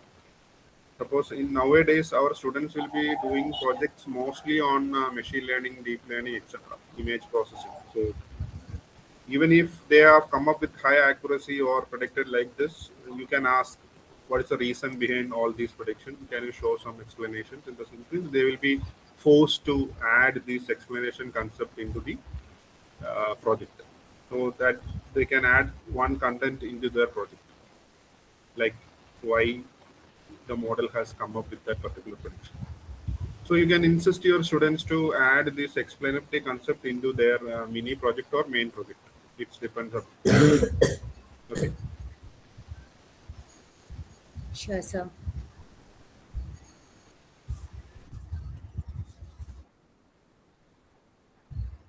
Repeat any queries from anyone? If not, let's wind up. Okay, with that, a wonderful session from our Joe sir. We have come to the end of our 6 days FDP. Thanks to all the participants and all the delegates. We are moving towards the official Thanksgiving ceremony. And before that, let me invite our respected HOD, Dr. Amal Austin sir, to address everyone gathered here. Sir, please. Amal sir. Yes. So You may proceed. Yeah, thank you, Danya. Hope all are happy now. So we are concluding the 6 days activities. Actually, we started with no idea.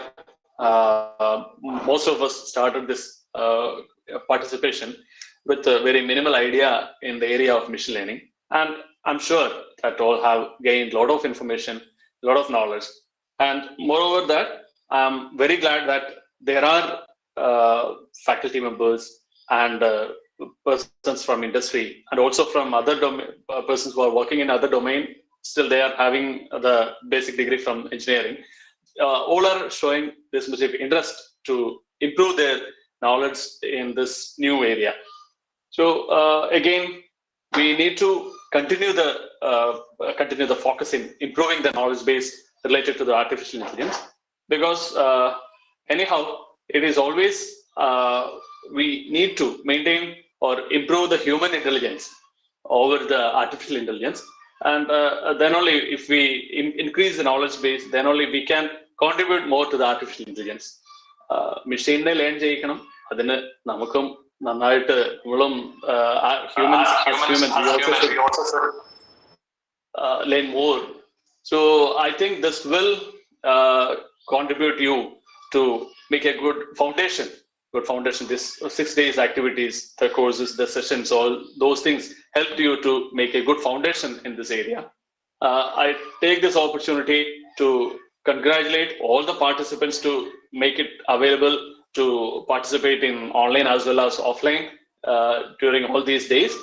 And also a special thanks and congratulations to Dr. Suchitra, Dr. Jisha, Mr. Shyam, and Mr. Joe Matthew for taking their effort to make us learn more things from their sessions.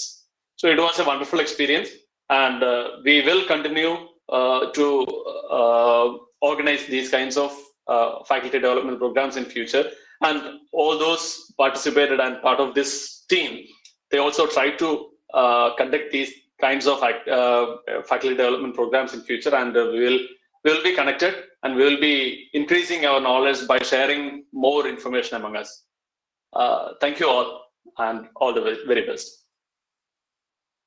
Thank you so much, sir. So now let me invite the coordinator of our FDP. There were two coordinators. You are already familiar with both of them, Elizabeth Miss and Arya Miss. So right now, let me invite Elizabeth Miss for the official Thanksgiving. Miss, please.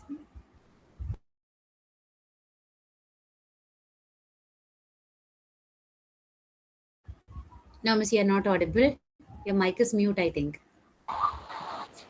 Now, No, it's fine. good afternoon, everyone. As we come to the end of the 6-day faculty development program on machine learning from fundamentals to deployment, it's my privilege to and pleasure to propose the vote of thanks to all work behind this FDP. First, foremost, let's thank God Almighty for His blessings and guidance, which made the successful completion of this program possible. I express my sincere gratitude to our esteemed management for their constant support and providing excellence and professional development. I extend my heartfelt thanks to our respected principal, Dr. Naveen Jacob, for his inspiring leadership and guidance throughout the planning and execution of this FDP. My sincere gratitude also goes to our head of department, Dr. Amal Austin, for the continuous motivation, valuable suggestions and support that were instrumental in making this event a grand success. A special note of thanks to all the resource persons who generously shared their expertise, insights and practical knowledge. Your contributions have greatly enriched this learning experience. I appreciate all the faculty members and staff of the Department of Computer Science and Engineering for their wholehearted cooperation and dedicated effort in organizing this event. My sincere thanks to all our technical staff for the excellent support and seamless management of the online and offline sessions. I also extend my gratitude to our non-teaching staff for their invaluable assistance and effort behind the scenes that ensure the smooth conduct of all the activities. Most importantly, I thank all the participants from various institutions for their enthusiastic participation and active involvement. Your engagement has been the true strength of this program. Finally, I thank everyone who directly or indirectly contributed to the successful completion of this faculty development program. Thank you all for your support and cooperation. I wish a continued success in your academic and professional endeavors. Thank you. Thank you, Thank you, Miss. Miss. So thus So we have thus we have officially come to officially an come end to of our 6 days long FDP on machine learning from fundamentals to deployment. So once again, thank you all and wishing all the success in your future endeavors. And we hope this FDP will definitely help you to be confident in front of your students in the coming semester. So once again, thanking you all. Let's wind up the session. Thank you.